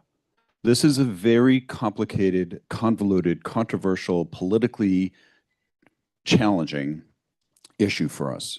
And so for us to insert language into a letter that drives us down the path of a conclusion that we have not reached, that language in here that could be used to substantiate a position which we as a committee have not taken and we as a board have not taken, I think is inappropriate.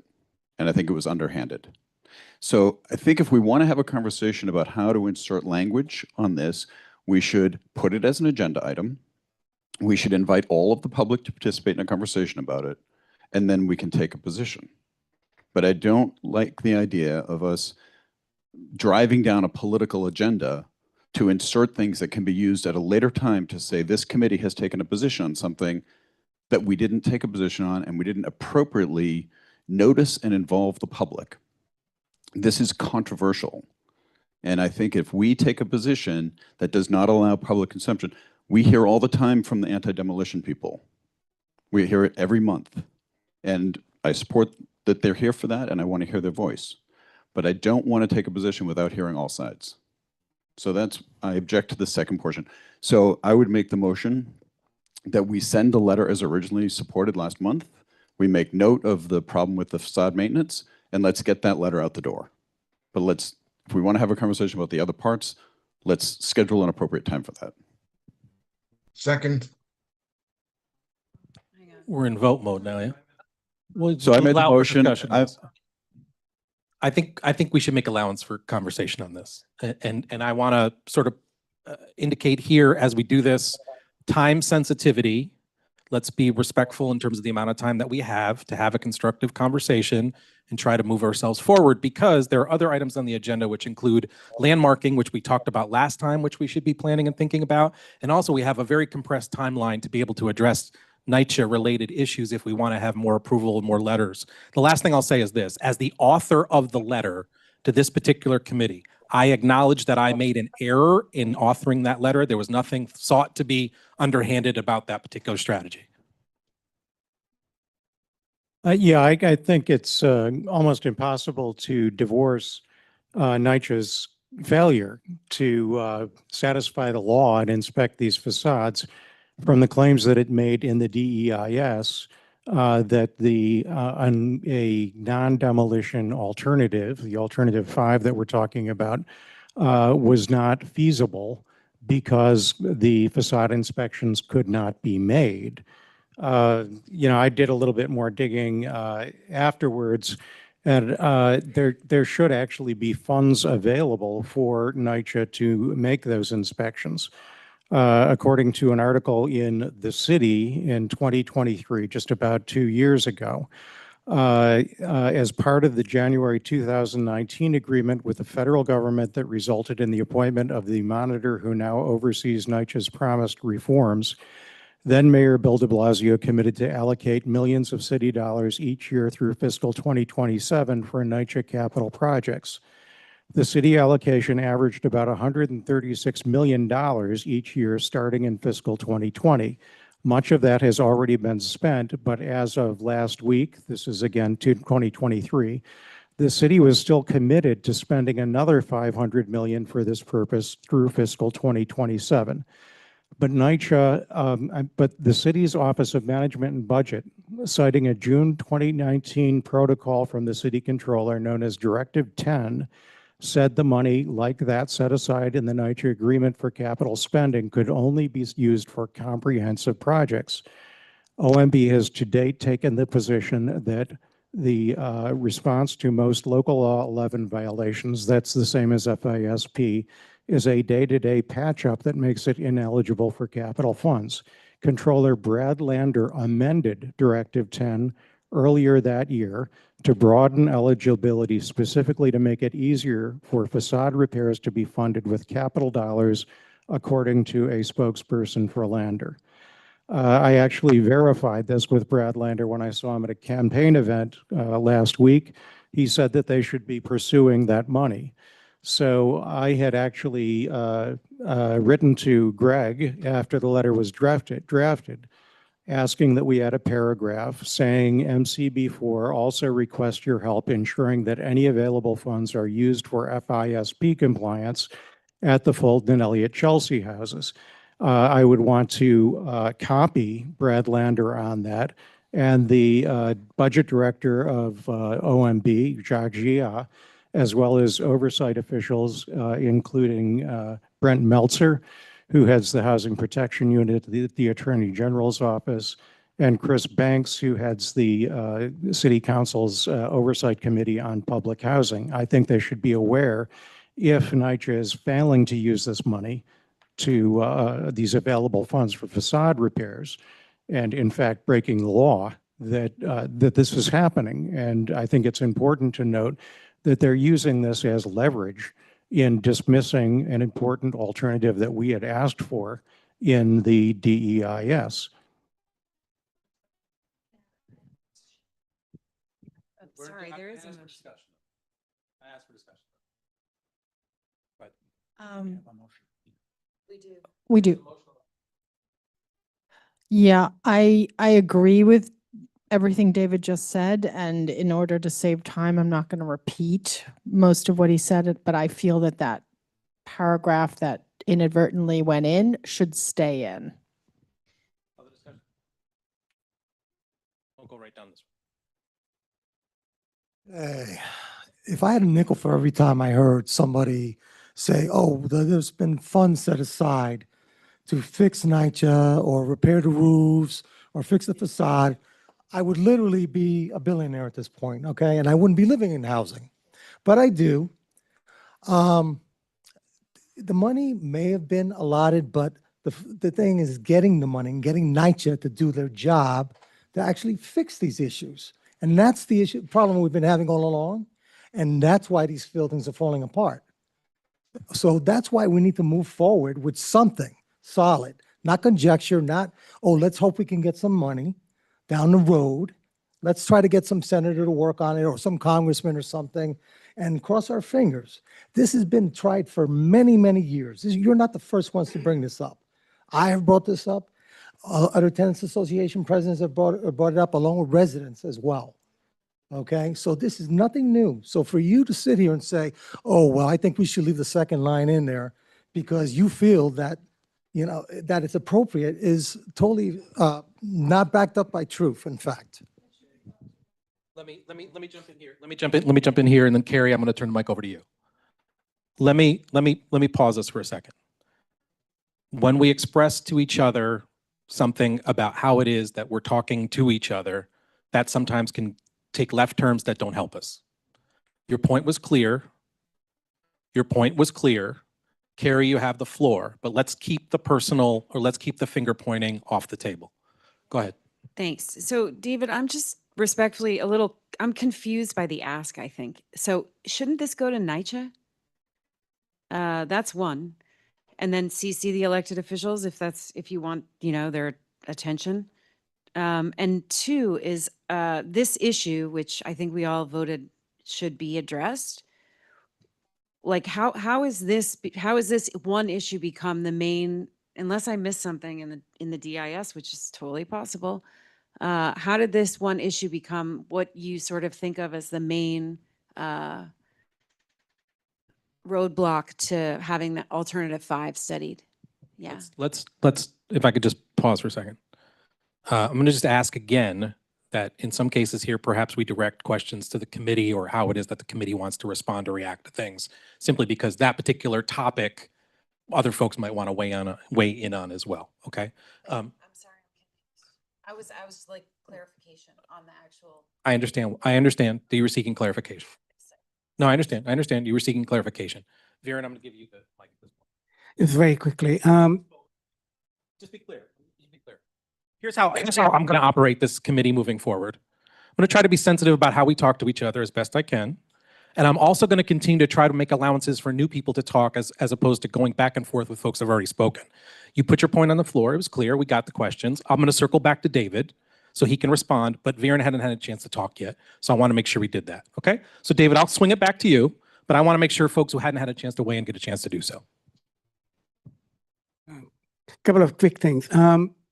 I wasn't here for the last, I was here, but I didn't vote for the letter. So two questions. Number one, if we're taking the position idea out of the letter, would there be a second letter, which would actually require the committee to take a position? Not taking a position is a position. I've said it loud and clear. Abstaining is a position. Not taking a position doesn't not become an opinion. It is an opinion.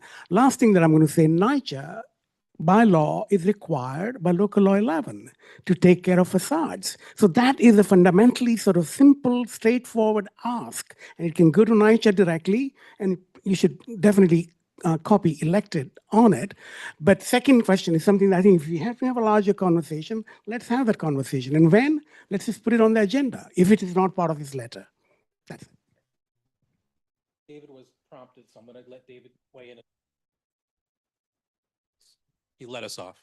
Go ahead. Right. In answer to your question, Carrie, in the DEIS, NYCHA cited 5 specific challenges as to why a no demolition alternative was not feasible. One of them was the difficulty of satisfying the facade inspection requirements. So, we've discovered that they haven't in fact been doing these inspections. There seems to be money available to do them. And to me, it smacks of demolition by neglect, where they're building a case for privatization and actually of demolition by neglecting the buildings and not making these repairs as far back as about 2017 or 2018. You asked about whether it should be addressed to NYCHA. I think we could do that. I think it should be addressed equally to all of the other parties, including our usual elected officials, but also these oversight officials, including Chris Banks and Brent Meltzer and Brad Lander, to make sure that funds are being accessed. And if they're not, that people know what's going on, that NYCHA is deliberately neglecting the buildings. I don't know if there's any other. Here, Paul, you kick this off, so I'm going to move on. Right. No, and I want to echo that I think it's critical we send the letter we voted on last month, right? These inspections aren't happening. They need to happen. We need to call it out. David, you found even more information to put into the letter from OMB about the funds that are available. I 100% support that. I supported that letter. I think rehashing the draft EIS position, and which the draft EIS commentary period has ended, that has moved away. We are divorced from that. It is another process now. It's gone. So to rehash an issue that we tried before to get and we didn't get to rehash doesn't make any sense for me. And to Viren's point about not taking position as a position, I agree with that position. Let's have the conversation in an open forum and not have language inserted into a letter that seems that we are in a no demolition position and that people could interpret as this committee taking a no demolition position, which is not a position this committee has taken. And if we want to take a position, as you point out, let's take a position. No position is a position, right? So let's take a position. That's fine. I support that too. So I would make, excuse me, Pam, He did make a motion, and then we did discuss. So the motion that I made before is the same motion I would make now, right, which is to say we send the letter that we voted on last month and not add any insertive language that we have not had a dialogue about in a public forum. So I would like to make a motion that we send a letter to the elected officials and NYCHA, as Carrie points out, pointing out that the neglect of the facade repair work be recognized, implemented, and fast-tracked, period. I'm going to ask if we have a second. Second, Mike Noble with the second. yes.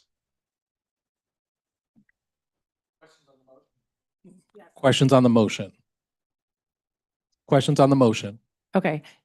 So my question is, Paul, I thought you had just said that that you would include the paragraph from David about the extra stuff you found about the money. Is that right? Right. Yes. Yeah. So we could include that. I'm just trying to figure out if that's included too. Yeah. Okay. That was the paragraph. Okay. Okay. So your motion is to have the letter that was voted on last month plus the one paragraph that David just referenced about the numbers and things. On the text that he read about the increased dollars from OMB. You have a question on the motion, Veer? Yes. Okay, question on the motion. So if we're taking that paragraph out, what about adding that, sort of taking a position, also adding to your motion? It would be a separate issue. We will have a conversation about it when we do, but it should be part of the same motion. If you're removing it, we're going to actually have this conversation at some point. I don't think that's, I think we've got a motion and we've got a second. I think that was a clarification from Katie, and I don't think we have more than that. Questions on the motions? Questions on the motions? Questions on the motion? The letter with, this letter with 30 lines. Is this what we're voting on, or are we changing it back to an other letter that? We would probably redo this from. Sorry. Now I'm forgetting that I need to buy a mic. I think we would probably go from scratch on this to be safe, but it would draw from the first, draw what? First 14 lines? So the important last paragraph that some of us want would be taken out. Okay, thank you. So we are voting against what we see. So I'm going to vote no. Question on, no commentary necessary. Question on the motion. Question on the motion. Would the motion allow stating that the draft environmental impact statement dismissed alternative 5 partly because of the difficulty of facade inspections? I mean, this is new information we've learned since then. I don't know why we need to muzzle ourselves. That is in the DEIS. I do want to note that. But if we want to take a sentence that was in the draft DIS commentary and reinsert it, I mean, I would say no, because it's a different topic. That topic has closed and we are moving on. And the fact that you discovered information that was available before the draft DIS commentary and you discovered it after the fact doesn't justify us rehashing an issue. Because you just cited things from 2019, and you could have had that stuff for the draft DIS, and it would have been appropriate. So you're not accepting that particular line, which is in the DEIS. Okay. Okay. We've questioned the motion. There was a second on the table. So we are now moving to all in favor. All in favor. Aye. Your hands up for in favor of the motion, please. 1, 2, 3,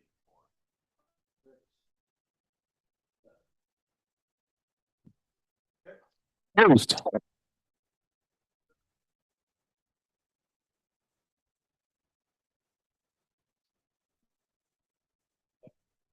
Do we have abstentions?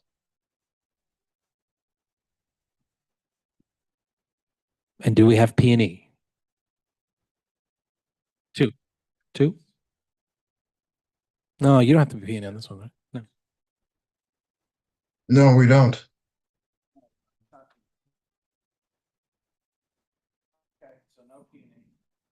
Okay. 7 yeses, 6 noes, and 1 abstention. So that does not pass. Do we now go to a place where we can ask for another letter? If another motion, if one wants to be on the table? Carrie, would you like to make a motion? Go for it. I'd like to make Paul's motion plus David's line from the draft environmental impact study. Does that make sense to everybody? Second. Sorry, the line, yeah? Yeah, well, it's a revised letter. You would include line 15.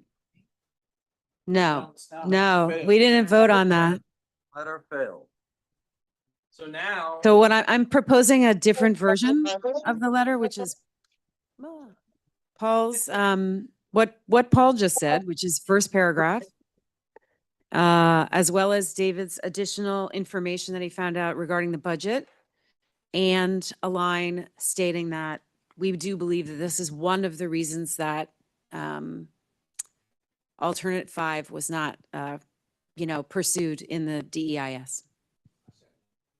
Thanks, Marty. Can we just get clarity? That's exactly what, that's the extent of the language that we're talking about, David? One sentence, not. Okay.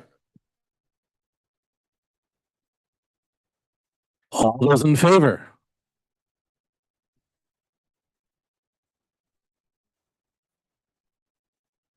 Mike, that's no. Your name's not up, correct? Oh, his hand's up. His hand's up. I have to think about it. Thank you, Mike.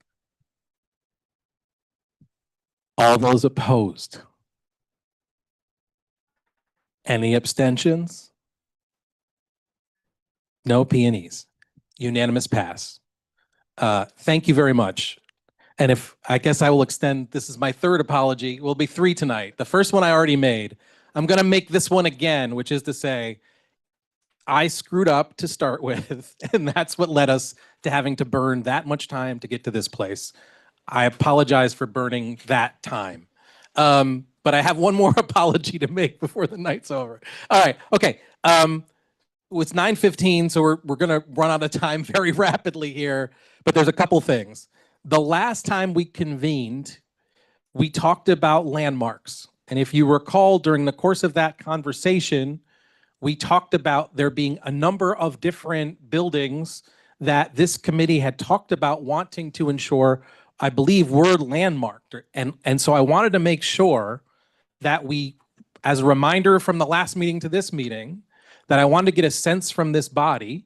There's no vote here necessary, but it's a sense from this body that do we want to do the work of trying to make sure that the entities that we suggested in a letter in the Dropbox that we wanted to have landmark designation, that do we want to, as a committee, do the work to try to make sure that that happens? Because if I understand correctly, that letter was passed on to Mary Eric Botcher. I think that since that time, other buildings have been flagged as perhaps needing that designation. And I'm just looking to this group as a general, without a vote, without a motion, simply to ask, is that something we want to dig into? And if you saw it in the Dropbox, it's a lot of buildings. So I'm opening the floor to comment on this. Is this something we want to dig into? Would it be useful, valuable? And if so, are there folks in the room who would have an interest in doing that work? And there are now on this committee 17 of us.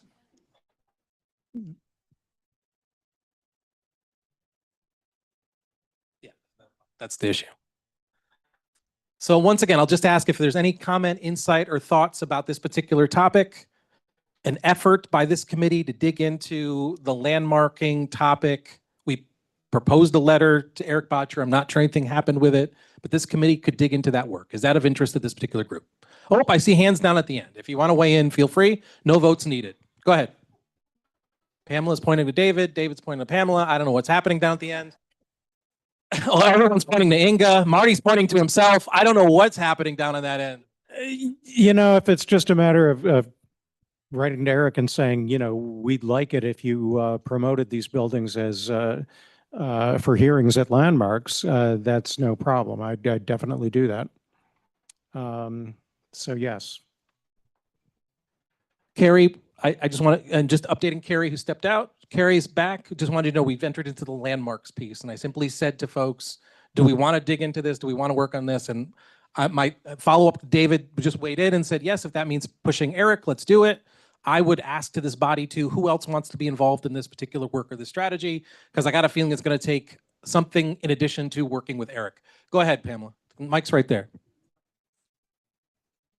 Well, yes, I very much approve of that, and I don't have a lot of bandwidth myself, but I am sure there are others among the 17 of us that do have. I don't know how involved how much work, literally, gut work is involved in this sort of letter writing, but I'm very much in favor of it. I think it's an important thing that we should do. Yeah, I'll help you. Help us. Us. The committee. Let's Everyone. Okay. I don't have anything more to add to this unless anybody else does. But Katie said she'd help. I thought you just raised your hand. No, she didn't. Never mind. All right. Thank you very much. Okay, so we will follow up on this, and I will reach out to the committee as a group, and I will say, this is something we want to dig in on. I may ask for feedback from folks as to how this has happened in the past with the committee. If there's folks who've already identified an interest in pushing forward, we can do that. Carrie, is there something you want to add? Go for it. I actually think we can keep it simple. I think first step is talking to Eric again, because he's the one who brought it up in the first place. And we're basically just asking for expedited landmarking of these buildings, and we've already identified them. So I feel like we don't have to do a full analysis of each building as to, why. But just push on Eric, let's follow start up, there and and go see from what there. happens. Okay. Thank you. I appreciate the openness to that. I'll send a follow-up email and we'll work from that particular place. Now we've entered into the introduction of new member section, if applicable. It is applicable in this case. This committee is enormous at this particular moment. This is so exciting. Here it is. Katie, welcome. It's great to have you. Give it up for Katie, everybody, right over on that side. That's exciting. Hey, you know that guy. You've seen him before. Viren's back, everybody. We were so worried for so long. He's back in place. Shout out to Ellen already, making her name known in this particular space. Give it up. And there were two individuals who did not have the time to be able to join us. They just learned about them being added to this committee. One is Jesse Greenwald has been added to this particular committee. Shout out to Jesse. And a new member named Brian Sloan. Brian Sloan will be part of our committee going forward. That's it. See, we can give rounds of applause for folks who can't hear. They feel us in spirit. I'm certain of it. Okay.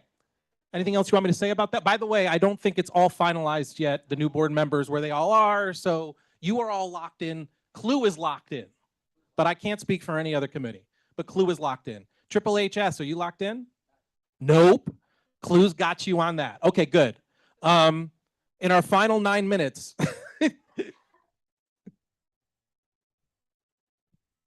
My third apology of the night? Fourth apology of the night? Okay, all right, well, here, okay. Fourth apology of the night from, this is a duet. I'm sorry. So, go ahead. No. I mean, do you want to lead it off?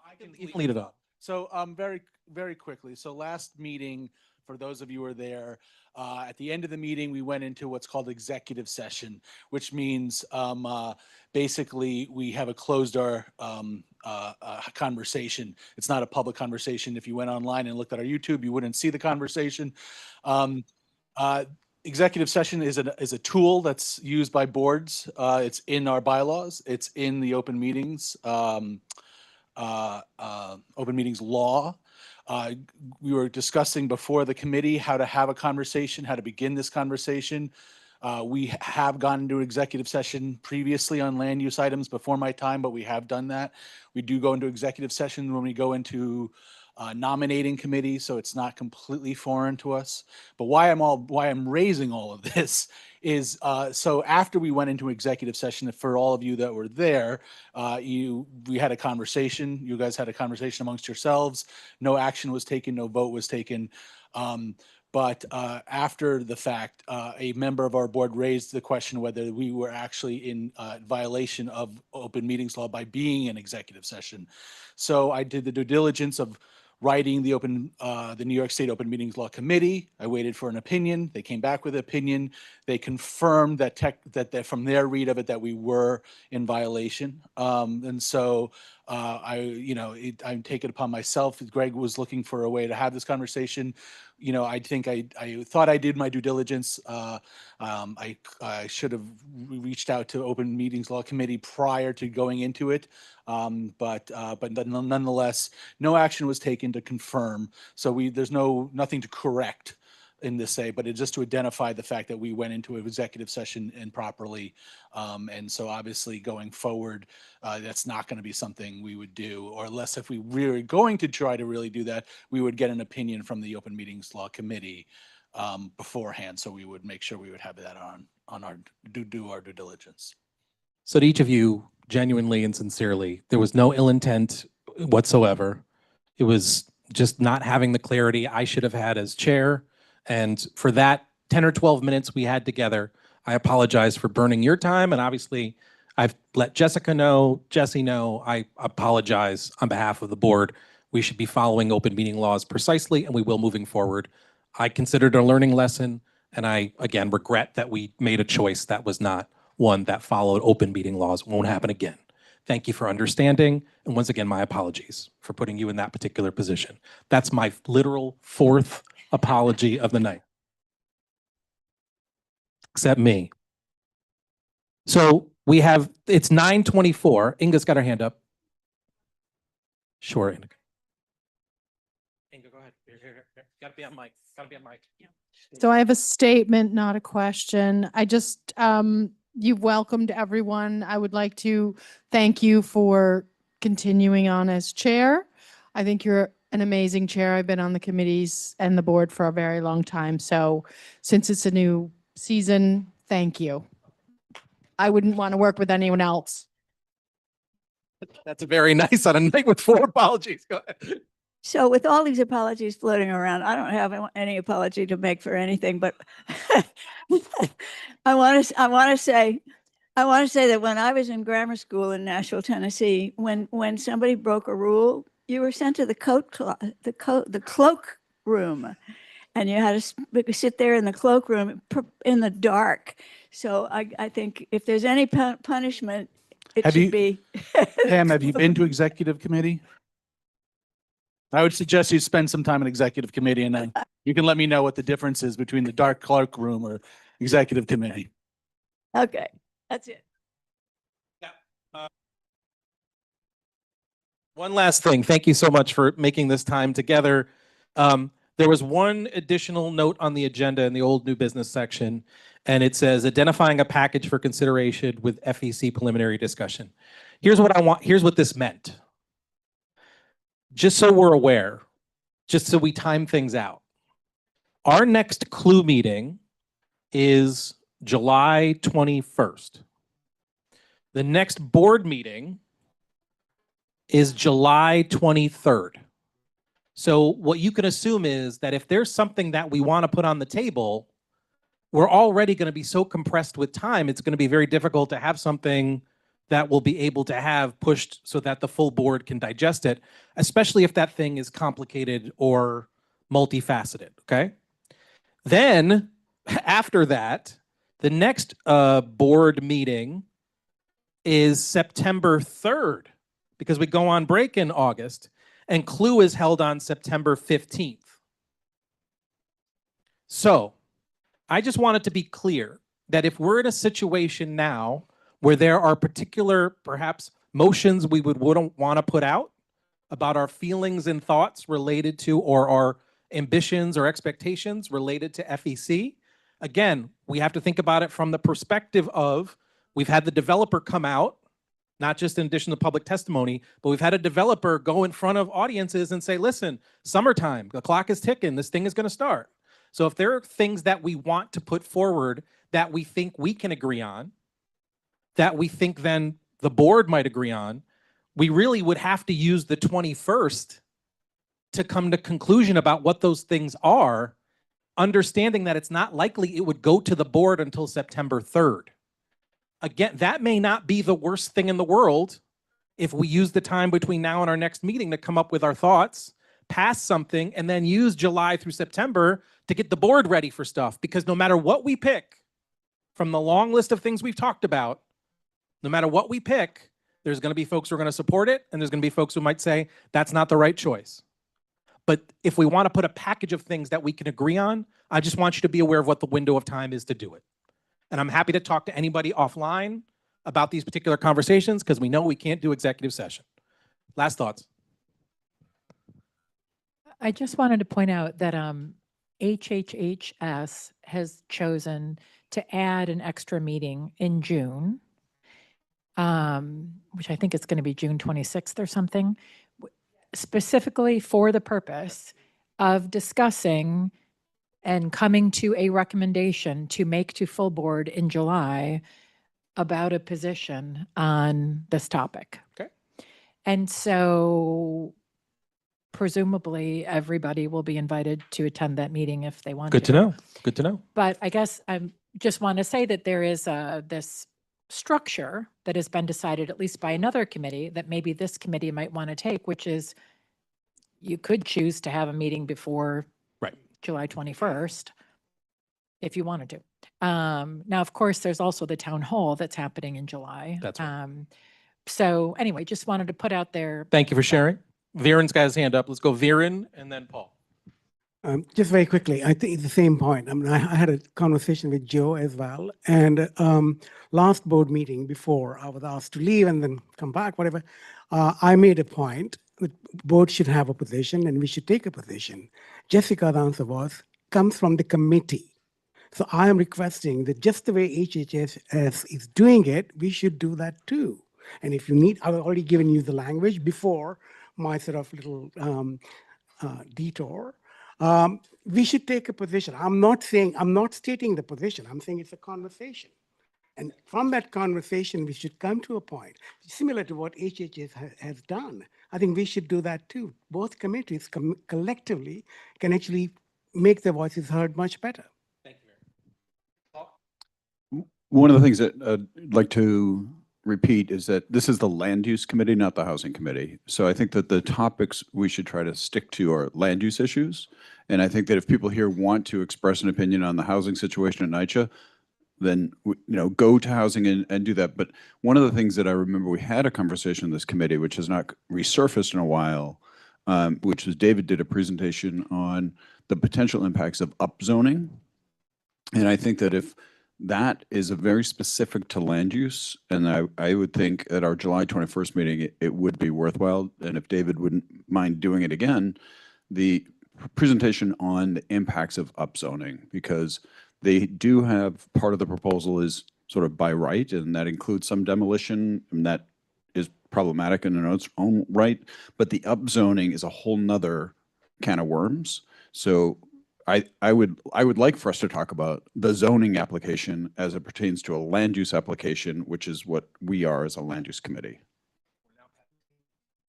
It's now 9:31, so we do need to close at this point. I'm going to need a motion. Just ask Jesse a question about the permits. Jesse, did you get an info from if they were pulling permits for the NYCHA demolition? So yes, so there an application for demolition for certain buildings has been applied for to DOB. There's been an objection sheet, which normally is something that would normally happen on a building that size. I'm attempting to get the copy of that objection sheet just to see what the list of objections are. We are in continued conversation with the agency to confirm whether they have the ability to approve it. Even if they get through the objection sheet, do they have ability to approve a demo permit if, let's say, the HUD vote has not happened yet or something along those lines? I've yet to get clarity on that. Motion to adjourn. Second. All in favor? Thank you so much. This is a great evening. I appreciate you very, very much. Sorry to wake you up, buddy. I know you were sound asleep there for a minute.